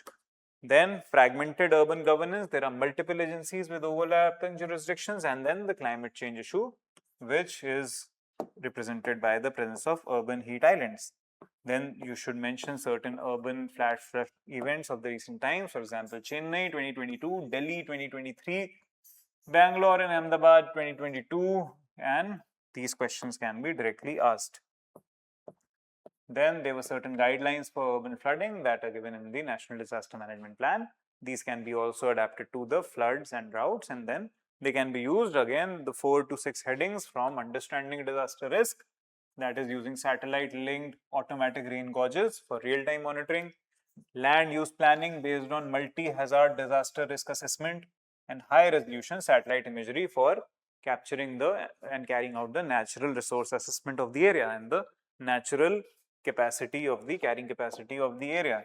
Then structural measures, that is upgradation of the storm drains, pre-monsoon removal of solid waste from the drains, creating retention ponds, wetland restoration as blue-green infrastructure. Amongst this comes the concept of sponge cities. So sponge cities are cities which were established in China, Singapore, etc., which actually have a lot of wetlands created in the natural depressions. So natural depressions, if they get encroached by the urban bodies or the buildings, then they will get flooded. So what happened is that in these areas, based on the topography and drainage, the low-lying areas were regreened, and they were the lakes and various ponds were established in those areas, which can act as a sink for the excess water that gets drained from all across the city. Rain gardens also form a important part of this. These gardens are called the rain gardens. So these are basically green areas with lakes and ponds in the lowest areas of the city.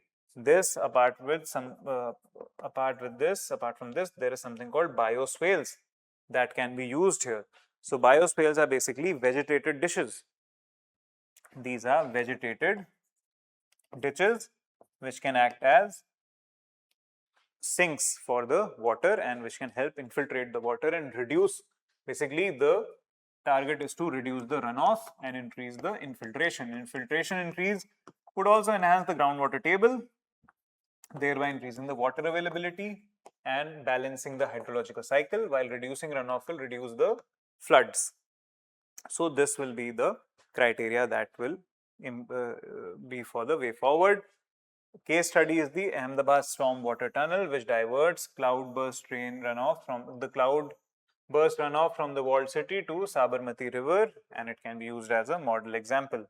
Then the certain non-structural measures like the coastal regulation zones or the municipal bylaws, they should be implemented, whatever law is pertinent to that particular disaster. Then the climate change risk management, where nature-based solutions such as the Mishti program, which involves afforestation with mangroves or the coastal areas, or Miyawaki forest techniques in the urban areas where the natural forest indigenous to that particular region is allowed to develop in the area in the short span of time. Urban wetlands should be established, and for example, making them as Ramsar sites. So various Ramsar sites are today being established in the urban areas to ensure that they are conserved. Similarly, for cloudburst, basically cloudburst is the event defined by IMD as more than Then certain urban flood management initiatives like the Smart Cities Mission, the Urban Flood Management Plans, sea flows, that is the Chennai flood warning system. It's a real-time flood warning system for Chennai. It's a good case study. Then the IMD, Central Water Commission, Urban Flood Warning System, and the circular by Ministry of Housing and Urban Affairs regarding single window post-flood damage assessment mechanism. So these things are initiatives that the government has taken for urban flood management, and China's Twin Cities was already mentioned. Then there are certain issues which we have discussed and the way forwards which we have discussed regarding the urban floods. So basically all these flooding events, urban floods or general floods, they need to be covered under these topics. So issues and way forward we've discussed, and we need to link, mandate, implement the urban flood management plans, mandate blue-green infrastructure, established urban flood control cells which have interagency coordination, train civil engineers in hydrodynamic flood modeling, designate Abda Sakhi volunteers in flood-prone wards. Basically, we talked about this. Abda Sakhis and Abda Mitras are part of the civil society which can be leveraged for carrying out the disaster management cycle. Basically, all these are the way forwards here, and enforcing the coastal zone regulation norms in case of the coastal cities. Then regarding cloudburst, that has already been asked a few years back. It is basically extreme local rainfall event which is defined by MD as more than 100 mm rainfall falling within 1 hour in an area less than 20 to 30 kilometers square. They often lead to flash floods, which are basically rapid onset floods occurring in small to medium basins. So flash floods are rapid onset floods occurring in small to medium basins, generally less than 2000 kilometers square, caused by very heavy rainfall, cloudburst or a glacial lake outburst flood. So flash floods and cloudbursts are separate from each other. In India, the mechanism is as follows, that the high atmospheric pressure and the low humidity, they combine together along with orographic lifting in Himalaya and Western Ghat zones to trigger sudden and convective precipitation in many of the areas. Recent examples are Uttarakhand, Kedarnath, Himachal Pradesh in 2023, Jammu and Kashmir, Ladakh and Chamoli in 2021. So for this, a good case study or a good forecasting system, a similar one which can be applied here is by the Forest Fire Alert System by MOEF and IMD's Doppler weather radars that can be employed here. So Doppler weather radars can be employed at a micro level. So at a micro level, these can be applied and these can be used to ensure that there is a better system of managing these cloudbursts. The issue with cloudbursts, or the basic principle that cloudburst follows, is this. The cloudbursts, suppose in the Himalayan regions, the Himalayan region consists of a series of ranges that we have probably read in your geography. The first range is the Shivalik range, then comes the Lesser Himalaya, and then comes the Higher Himalaya. The trend of Himalayas is as such that they are separated by various of these reverse faults along which upliftment takes place. First is the Himalayan frontal fault, which is between the Indo-Gangetic plain and the Shivaliks. Then the main boundary thrust, which is a fault, reverse fault between Shivaliks and Lesser Himalayas, and then the main central thrust between Lesser Himalayas and Higher Himalayas. The general trend is that there is an abrupt rise in the elevation near the main central thrust. So at this zone, what the scientific observation says is that if there is a graph of rainfall that is made here, then the observation is that it follows the peak of the rainfall precipitation annually. It follows the elevation profile of the Himalayas, and there is a sharp peak at the main central thrust where the higher Himalayas rise abruptly. Why is there a sharp peak? Because there is intense convective uplift of the moisture carrying winds here. This convective uplift causes these moisture carrying winds to become cooler as they rise up against the hill, and as they rise up and become cooler, their ability to hold moisture reduces and condensation takes place. This condensation leads to formation of heavy rain-bearing clouds, and there is rapid rainfall within 1 hour. If it is more than 100 millimeters over a small area in a short time span, then this is a cloudburst. And these are the basic zones of cloudburst across the country. So these areas are linked to the topography and convective uplift. Now comes the issue of droughts. Droughts have large spatial expanses and large temporal durations, and they have a slow onset.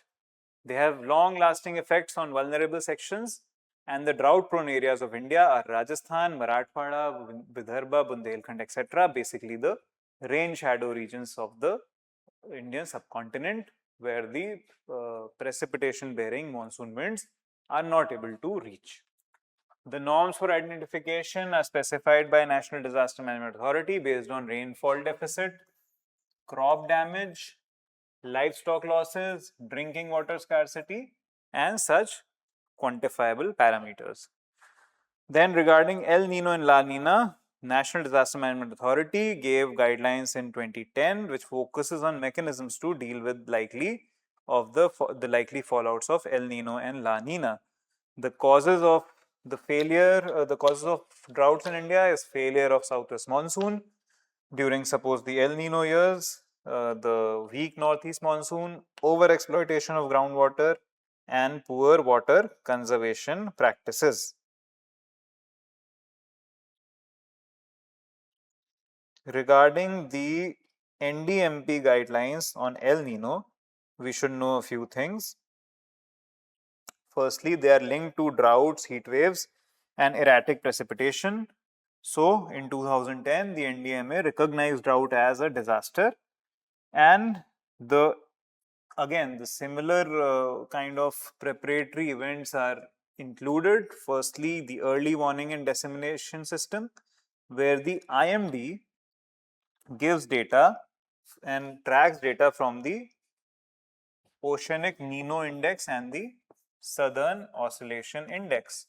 So these two indices basically give the likelihood of the presence of El Nino or La Nina. Then there is something called the Common Alert Protocol, which is used in the country to ensure early warning systems and guidelines and the warnings are disseminated to the people. Then the NDMA, it encourages crop switching. So along with early warning system, it encourages crop switching in case of El Nino and La Nina. That means more drought resilient crops can be planned during the years of El Nino. It encourages the cultivation of drought resilient crops in El Nino years and a localized administrative strategy for livestock as well during the prolonged dry spells. Thirdly, for water conservation, they mandate water storage, groundwater recharge, and rainwater harvesting. And for public health, heat action plans are mandated. So, water management strategies and heat action plan for public health. These are the basic guidelines for El Nino management and similarly for La Nina management by the NDMA and along with interagency coordination. So basically the early warning systems, they become part of the understanding disaster risk framework. Then interagency coordination is a common point followed by the various structural and non-structural measures. Non-structural measures refer to initiatives like crop switching and livestock management. Then watershed management initiatives becomes part of the structural measures along with heat action plans as the climate change mitigation management measure.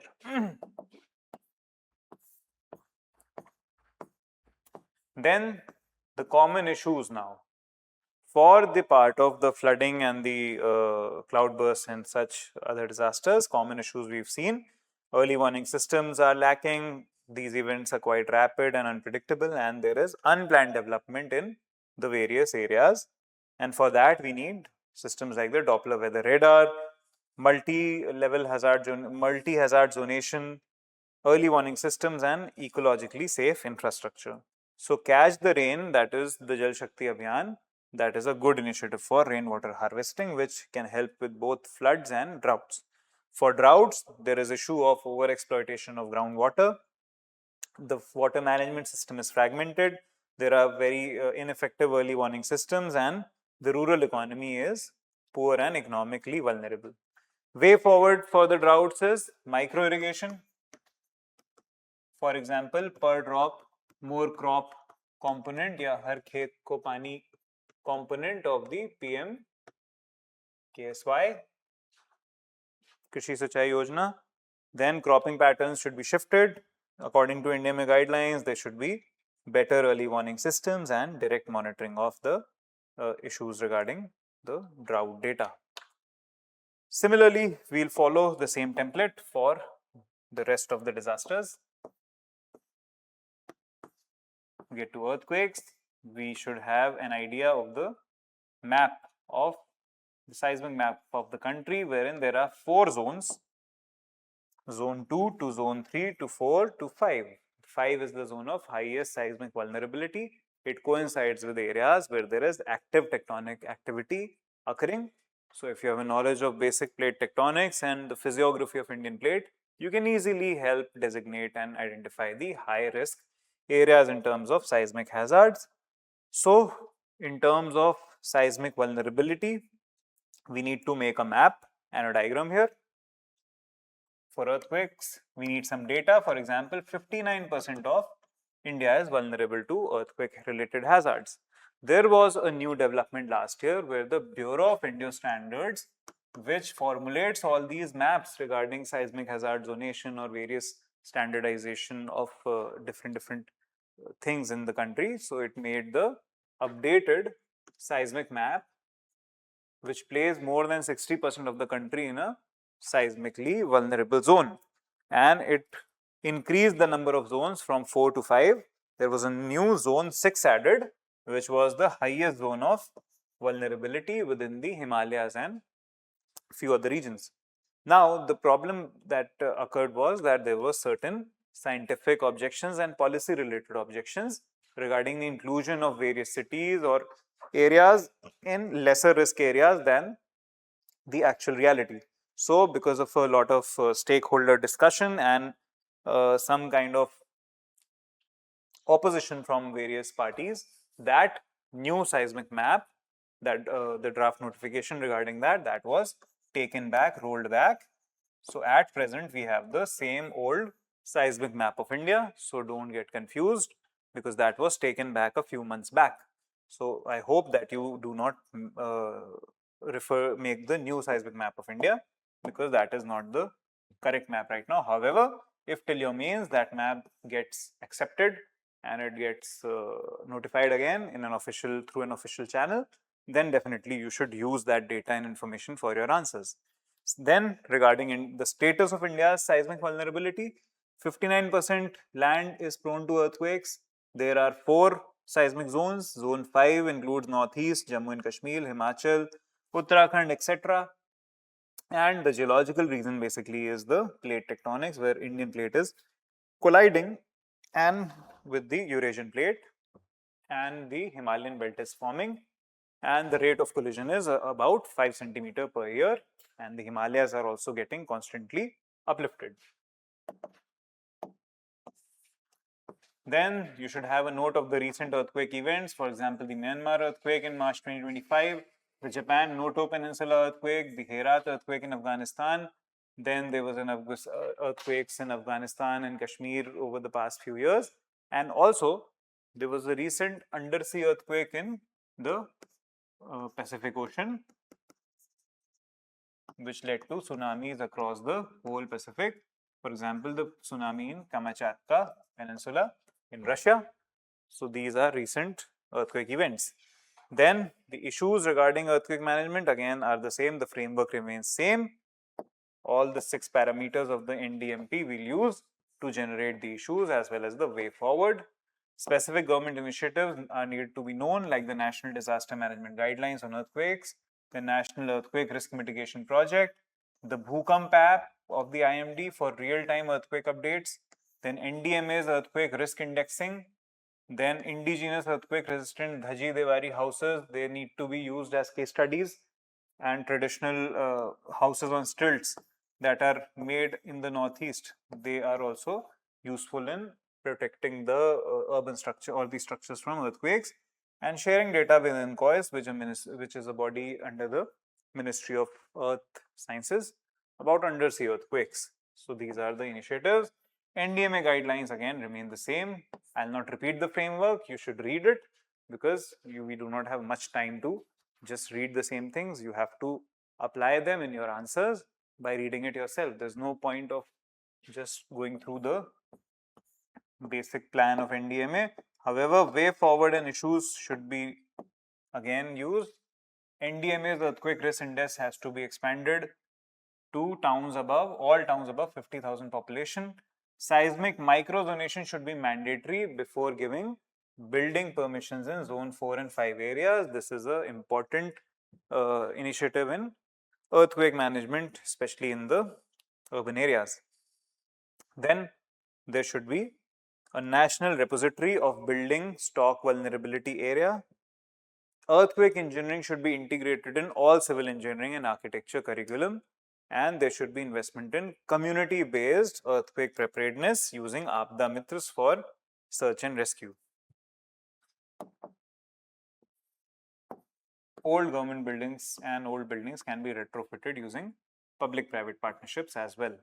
Now again, if a question on tsunami comes, because 2004 was the year of the Indian Ocean tsunami, 20 years have already been, we have crossed that. So it is again an important question that can be asked, and it was actually asked in 2025. So you can see that anniversary years are very, very important.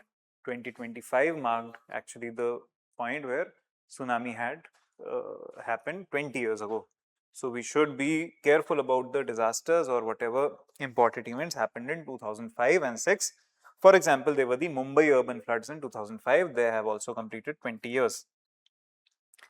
Then what are tsunamis and the Nepal earthquake of 2015? Anyway, what are tsunamis? Basically, this diagram should be made. It is basically the occurrence of a series of waves due to the vertical displacement of ocean floor in an earthquake. They have very long wavelengths and periods generated by large impulsive displacements of seawater due to vertical displacement of seafloor. Basically, they are formed by submarine earthquakes and undersea landslide, volcanic eruptions, etc. They travel at speeds of 500 to 800 km per hour in deep ocean, and then the wave height increases dramatically as they enter the shallow parts of the sea and the land. Then there are warning signs such as the sudden recession of seawater, ground shaking, and waves become unusual in their behavior. India's vulnerability is that 75% of India's coastline is vulnerable to tsunamis. Densely populated coastal areas and port cities are quite vulnerable. So most of the coastal cities are quite densely populated, like Mumbai, Chennai, etc.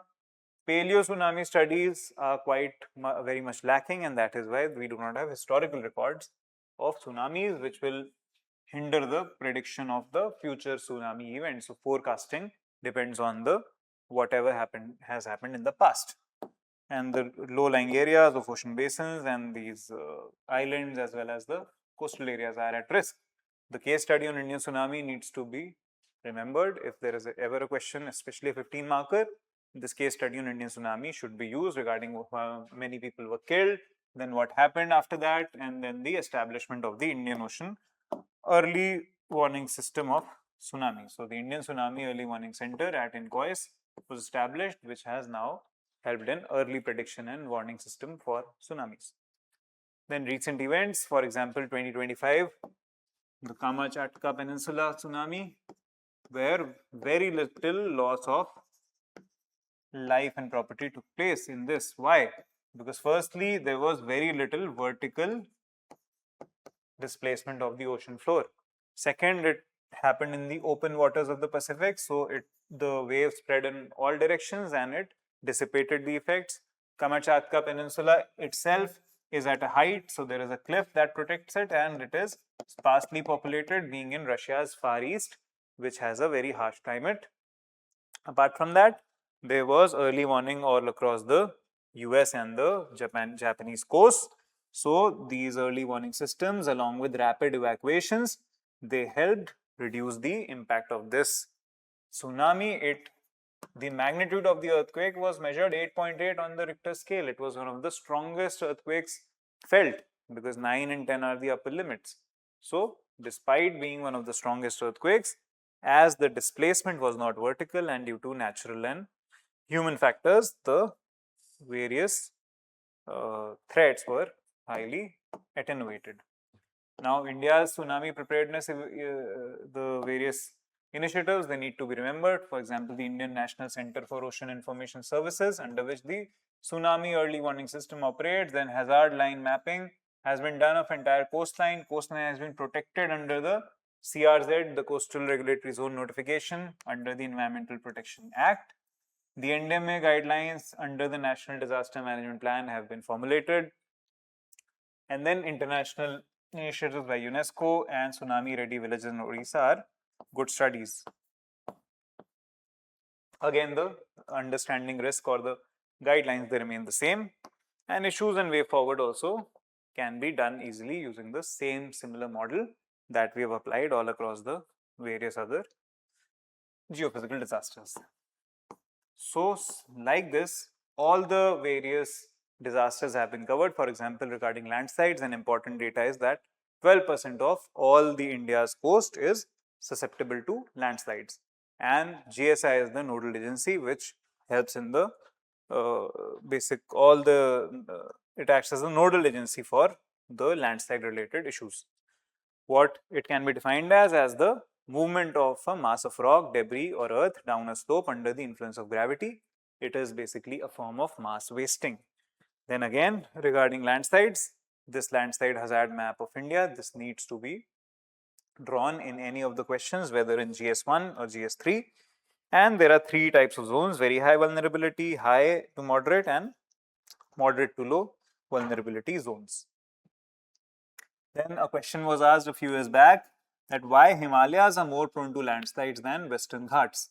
So basically, Himalaya are tectonically active, geologically active mountains, and the rocks are weak, and they are young fold mountains. So young fold mountains which are made up of meta-sedimentary rocks, whereas the Western Ghats are made up of hard, old, crystalline basement rocks, and they are not geologically active. The Himalayas also have a higher relief and steeper slopes. They occur in an active seismic zone, and there is heavy snow melt as well as glacial activity in the Himalayas which weakens these slopes. So these are the basic causes of Himalayas being more prone to landslide than Western Ghats. This, along with intense orographic rainfall that can occur there and the overall anthropogenic activities like road construction, tea gardens, hydroelectric projects, a heavier impact of the western disturbance and the southwest monsoons, and deforestation, they act as great impediments.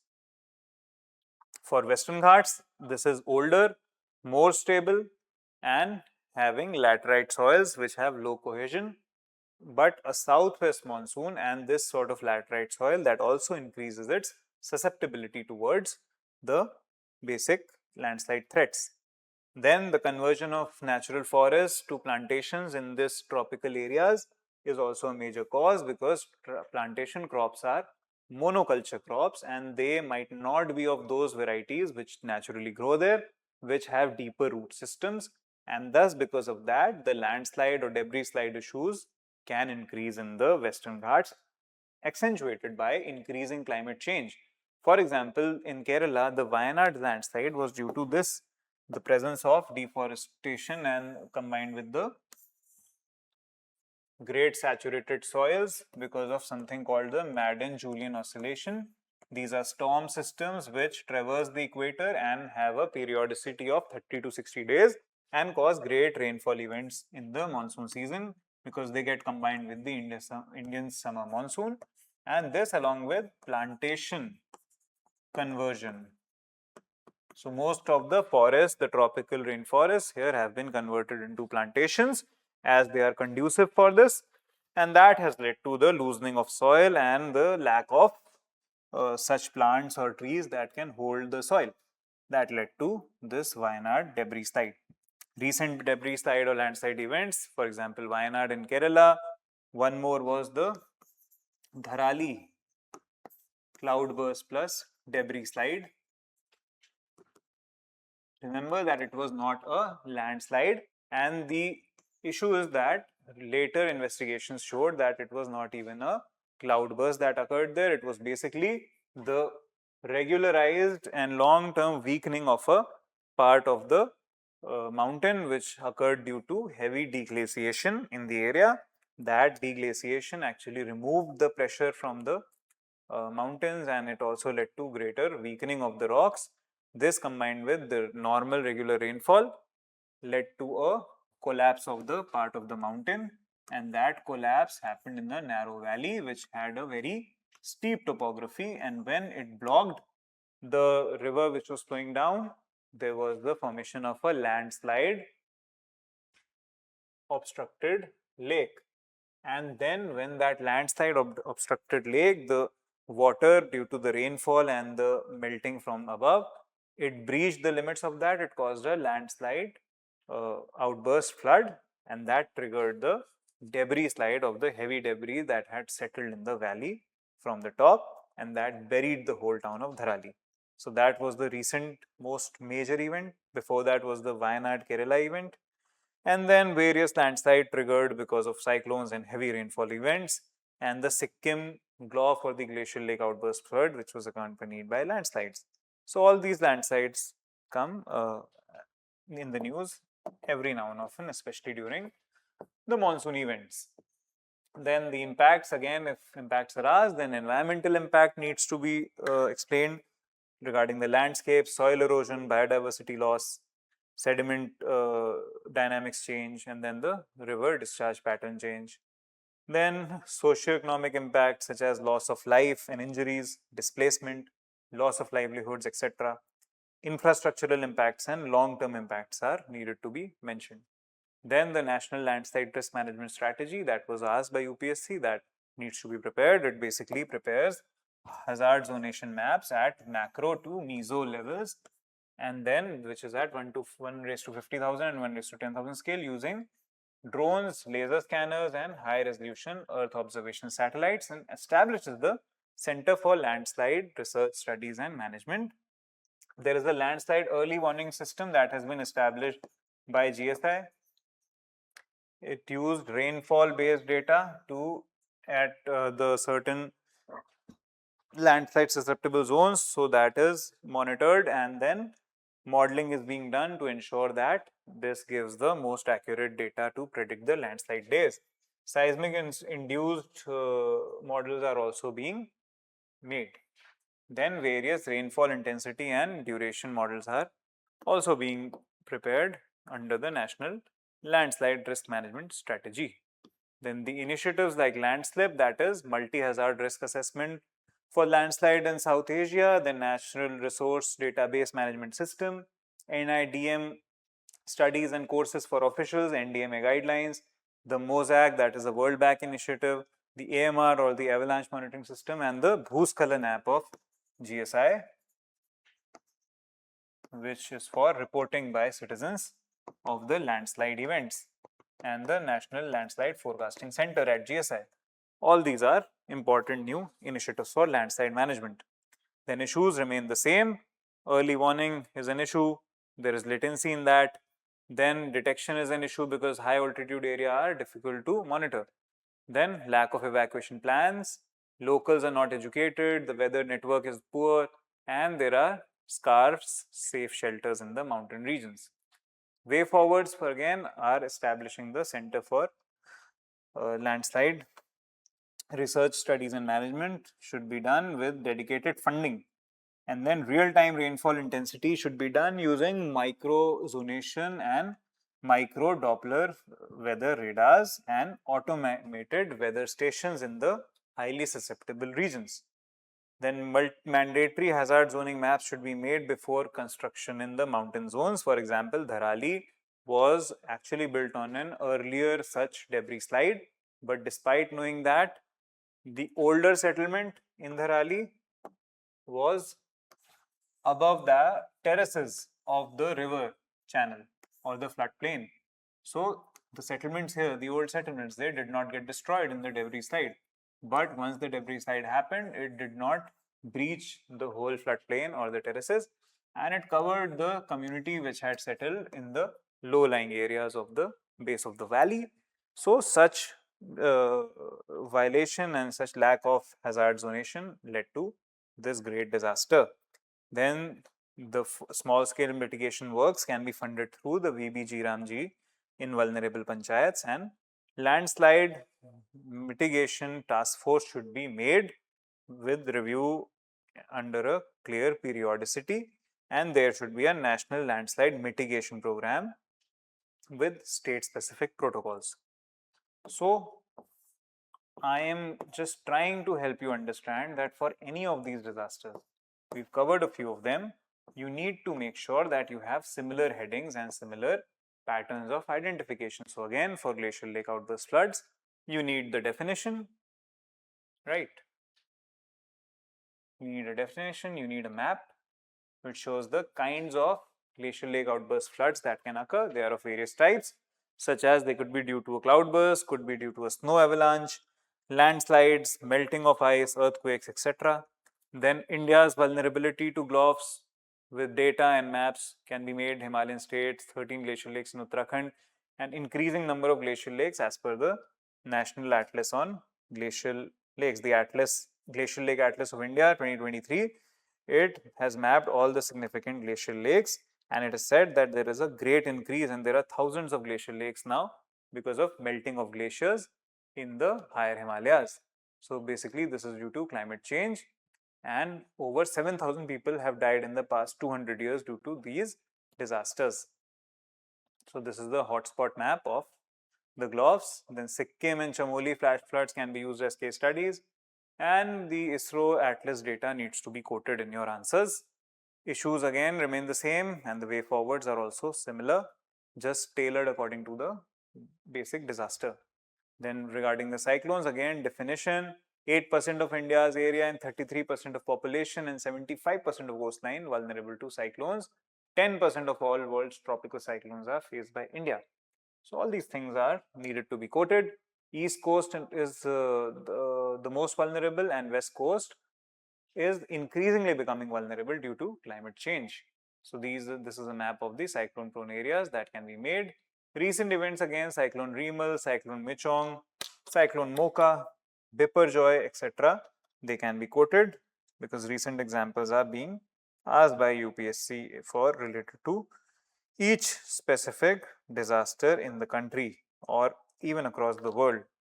So cyclone Montha is the most recent one, which occurred in Andhra Pradesh along with cyclone Ditwa in 2025. Then cyclone management issues, they need to be known. Then initiatives for cyclone management like the National Cyclone Risk Management Project, Mausam app, which is for forecasting, and the Mausam program or the scheme or the mission Mausam that has been formulated by MD for long range and accurate weather forecasting and monsoon forecasting. That can be quoted as a key initiative. Then the Meghdoot app, which disseminates the agro-meteorological advisories. The Damini app for lightning alerts, which are the biggest. Lightning forms the disaster which takes the most number of lives in India. So amongst all of these, lightning takes the most number of lives, so they need to be followed, and NDMP guidelines are important. Cyclone Fani can be used for a good model example with 1.2 million people evacuated and 0 deaths from the winds. Then the NDMP guidelines can be used and way forward, like last mile connectivity, technological measures, structural, non-structural, policy measures, interagency coordination, and cyclone shelter accreditation, etc. can be made. Then regarding dam safety, again, the basic causes have been asked few years back: hydrological, structural, geological, operational, and one needs to understand the Mulla Periyar dam controversy, which is on the Periyar river. Basically, it is quite an old dam built by British in the 1895. Kerala says that it is structurally weak and there is seismic vulnerability of the region. So the full reservoir level, that is the FRL, should not be very high. So basically there is a dam and there is a reservoir and there is something called the full reservoir level. If the dam is strong, then the full reservoir level can be higher, But otherwise, if the dam is weaker, then the full reservoir level becomes lower. So Kerala wants a lower full reservoir level, and it wants it and the other states like Karnataka and the Tamil Nadu state, that wants it to be 142 feet. So it is basically located in Kerala, but the dam is managed by Tamil Nadu. And because it is managed by Tamil Nadu, who want greater water from this river, from the Periyar river, which flows towards the west, towards Kerala. And Tamil Nadu has captured the upper catchment of the Mulla Periyar, this river, the Periyar river, and then they want a higher quantum of water from this. For that, they want the full reservoir level to be 142 feet.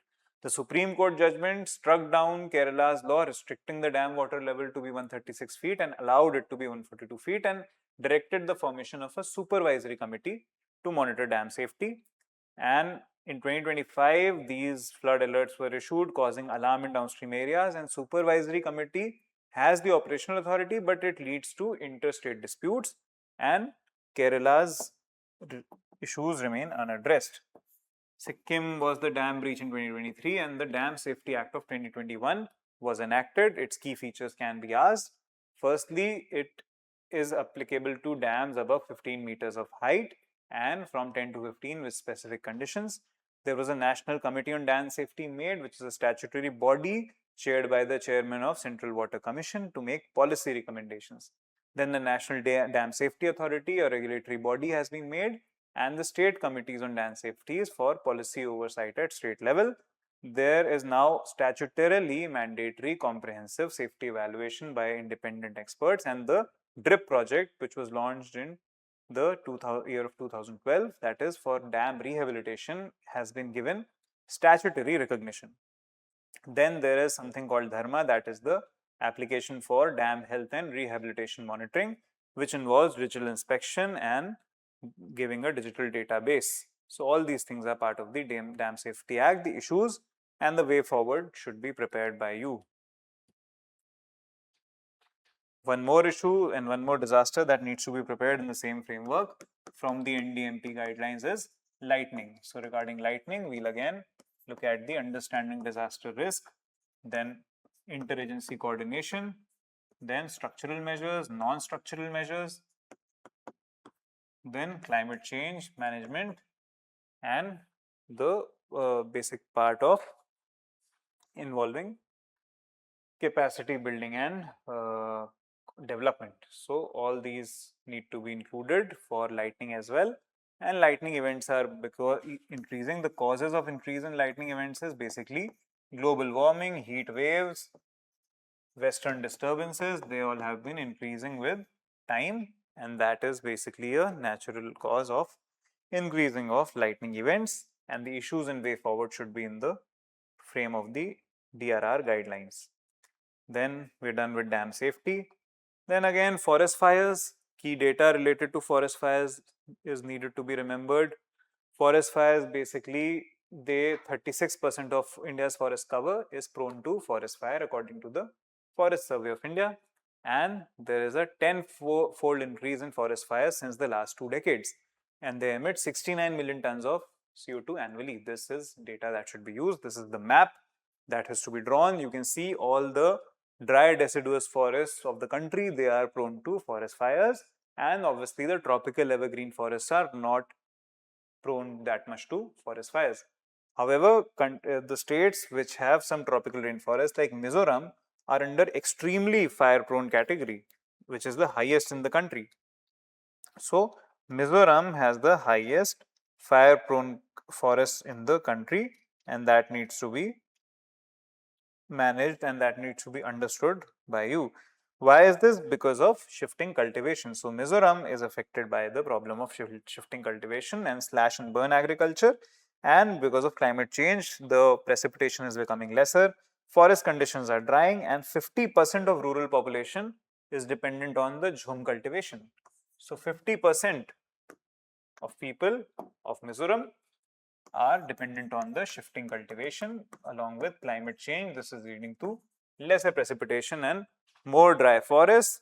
This, along with the highest forest cover in India, that is 85% of the state area is under forests. So there is a greater number of forests or greater amount of forests, so there is a greater likelihood or the greater area which is under threat of forest fires. So human activities and slash and burn, they are the major causes here. Then recent forest fire events like in Uttarakhand, Himachal Pradesh, any of the basic forests you can quote. Causes basically lightning strikes, this along with man-made causes such as naked flames, cigarettes, electric sparks, replacement of bunch oak which retains rainwater with cheed pine by the state forestry for commercial purposes. Cheed pine sheds highly inflammable needles which create fire-prone litter. Locals also stopped collecting fuel wood due to PM Ujjwala scheme, so they have now started using LPG, and now the dry litter is accumulating because earlier they were dependent on biofuels, but now the dry litter in the forest is accumulating and making it susceptible to forest fires. And then apart from the lightning strikes, overall drying in the climate due to climate change. These are the natural causes. Then the impacts we've already studied: water contamination by ash and chemicals, soil erosion, terrain becomes unstable, and then there is great climatic impact and economic impact. So all these are the basic issues with the impacts of forest fires. Then monitoring mechanisms is the pre-warning alert system by Forest Survey of India, grid-based analysis at 5 to 5 kilometer resolution, then burnt scar assessment using temporal data from advanced wide field sensor, that is using of remote sensing. So remote sensing uses temporal data from across the time, and remote sensing satellite based data is used to analyze how much forest has been burnt, and the scar due to that is assessed to understand the monitoring and to monitor the forest fires. And the fast 30 system, that is working as a 30-minute alert system for forest fires by the Ministry of Environment. These are the various initiatives. Then there are NDMP guidelines. Again, they will follow the same template and some case studies. For example, the Andhra model, which had achieved a 21% reduction in forest fires through awareness campaigns and fire lines. So fire lines is a way forward which can help reduce the dry litter in the forest. So basically, forest is burnt in direct lines in a controlled and managed way, and these are called fire lines. This helps reduce the dry litter in the forest floor. This dry litter is basically what is the cause of the forest fires. Another important globally known forest fires is the couple of years back, what happened in San Francisco, the forest fires that occurred there. Why they occurred? Because it was the west coast of North America. The west coast has cold ocean currents and drier conditions due to higher pressure. Then there is a valley, the Santa Ana local wind that is blowing there, which is a warm wind. And then there is a narrow valley of San Francisco, which channelizes the winds, and the vegetation, which is mostly of a drier temperate vegetation, that combined with the dry winds and the hot winds, and due to the channeling effects and the presence of wood based houses, that led to a great forest fire which spread to the urban areas as well of Los Angeles, etc. You must have seen the photos quite a number of times. In Australia, the bushfires of Australia in 2020 were also a very big example and case study. Issues and way forward: again, the cheer pine monoculture should be replaced by more fire resistant oak forests. These cheer pine were initially planted by the British for making railway sleepers.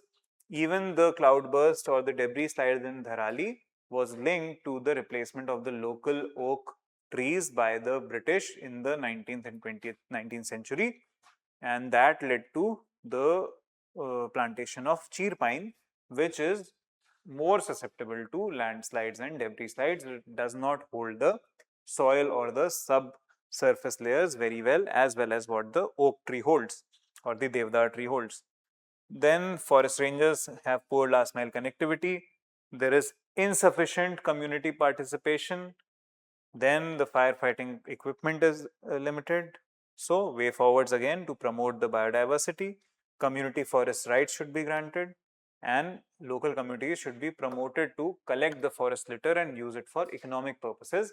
For example, the bioenergy or the waste to energy plants, they can be using these pellets made out of the dry pine needles. So that is how forest fires can be reduced and extra income could be made using these pine needles. Then we should equip all fire rangers with the forest rangers with satellite phones, etc. And models like Andhra Pradesh for community awareness should be used. Next comes the Bhopal gas tragedy. That is again has been in news and it completed 40 years in December 2024. So the key facts again, in December this methyl isocyanate gas leaked and it caused the great life by the pesticide plant owned by Union Carbide India, and there were deaths from 3,000 to 16,000 estimated and long-term health impacts.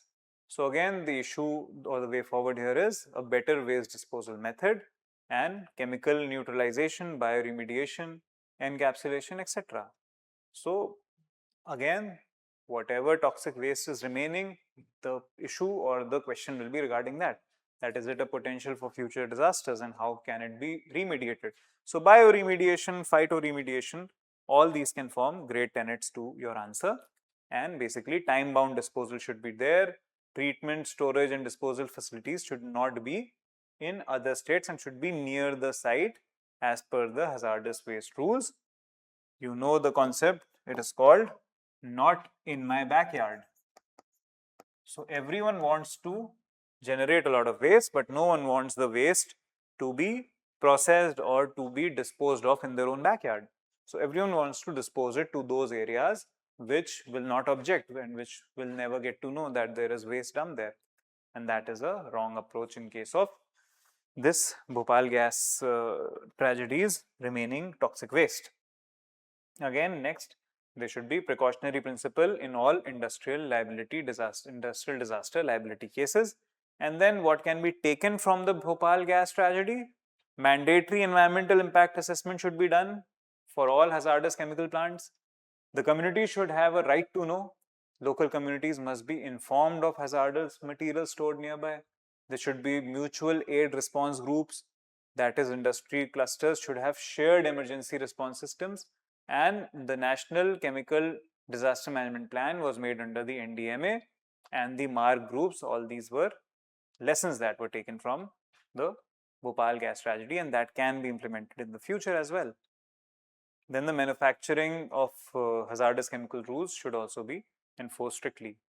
Similarly, for heat waves, the India-Pakistan heat wave in 2025 and also going on in 2026 due to the super El Nino, this is highly important. There is the clear criteria defined by the IMD for declaration of heat waves. Basically, it is the deviation from normal average temperatures up to a certain level, that is 4.5 to 6.4 degrees, and then for a period of a certain set number of days, or the maximum actual temperature should be more than 45 degrees or 40 degrees.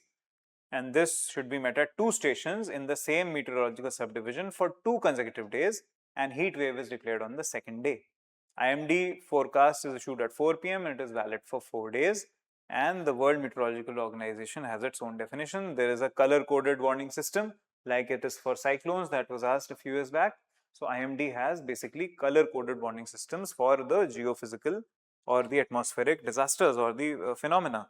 So basically red is the color which is of the most highest warning level or the highest extent, followed by orange, yellow and then green, which is the least severity or there is no action required here. So red means take action, orange means be prepared, yellow means be aware, and green means no action needed. So certain case studies like the India-Pakistan case study, the heat wave that needs to be understood, this map can be made regarding the general trend of heat waves over North India. Causes of heat waves again, for example, if you look at the causes, these can be natural and mostly natural. For example, climate change related, El Nino or atmospheric phenomena like super El Nino. This combined with the higher deforestation and greater urbanization, urban heat island effects, they are all the causes of heat waves along with water body loss. So we can see that these are the causes of heat waves in the country, and they need to be mentioned in your answer.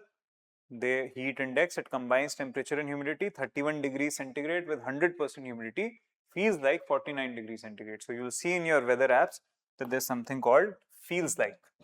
The temperature will be 34 degrees, but it will say that it feels like 39 degrees. Why?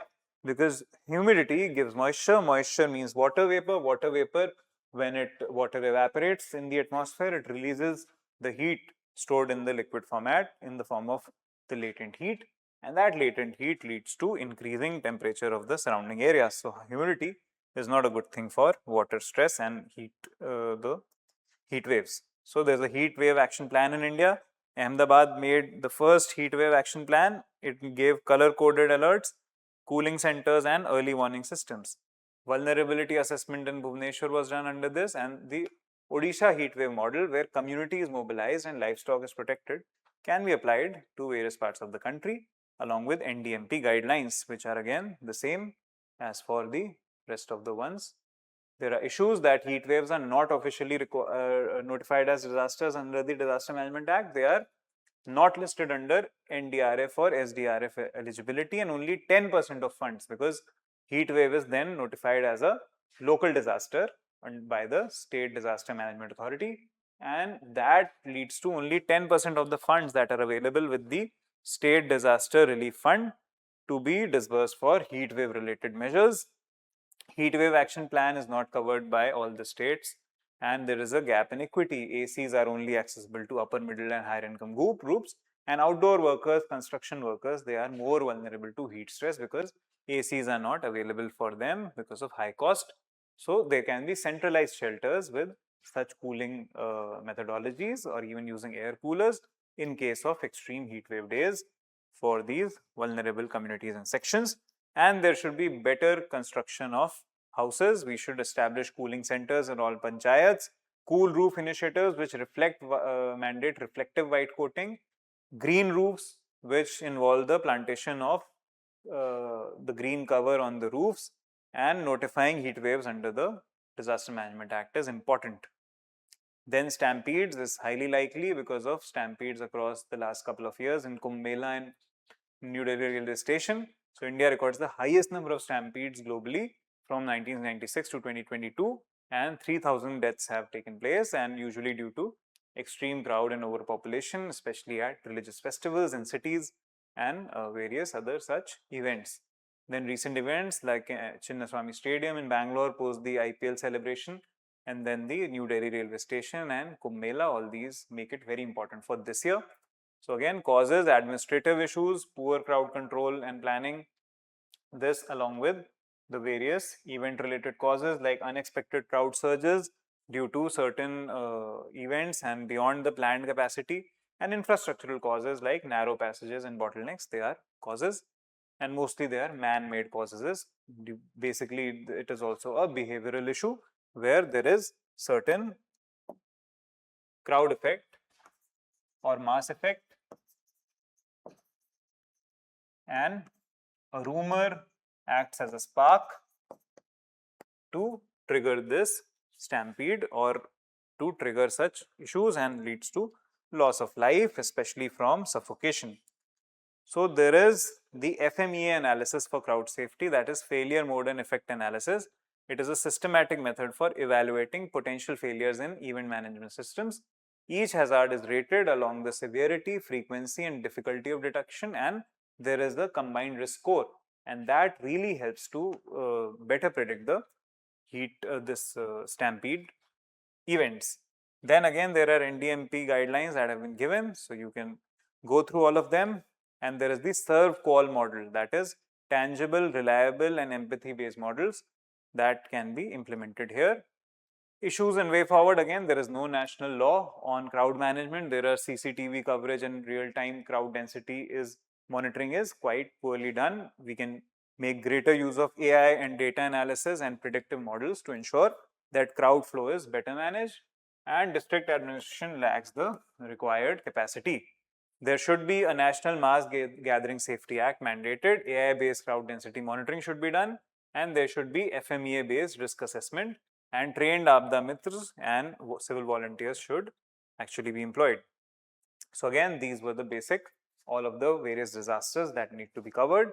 Along with that, a few extra topics like CDRI is important because it was launched in 2019 and it has been 5-6 years, so it can be evaluated as to what India's stand on international initiatives that India has taken in terms of disaster risk reduction or disaster resilience. Then urban disaster resilience is important this year again because Urban Disaster Management Authority has been made a statutory body under the Disaster Management Amendment Act. So then certain initiatives and enrichment data has been given here, which you can use and make sure that you write a good answer here on the urban issues of disaster management. So certain way forwards and innovative ideas have been given. And then the overall disaster resilience framework can be asked, which will include all the basic institutional and non-institutional structural research related elements of disaster risk reduction, and how disaster resilience is determined is knowing the capacity, basically what is the absorptive capacity to absorb disasters, to adjust to the disaster, and to transform and measure the disasters.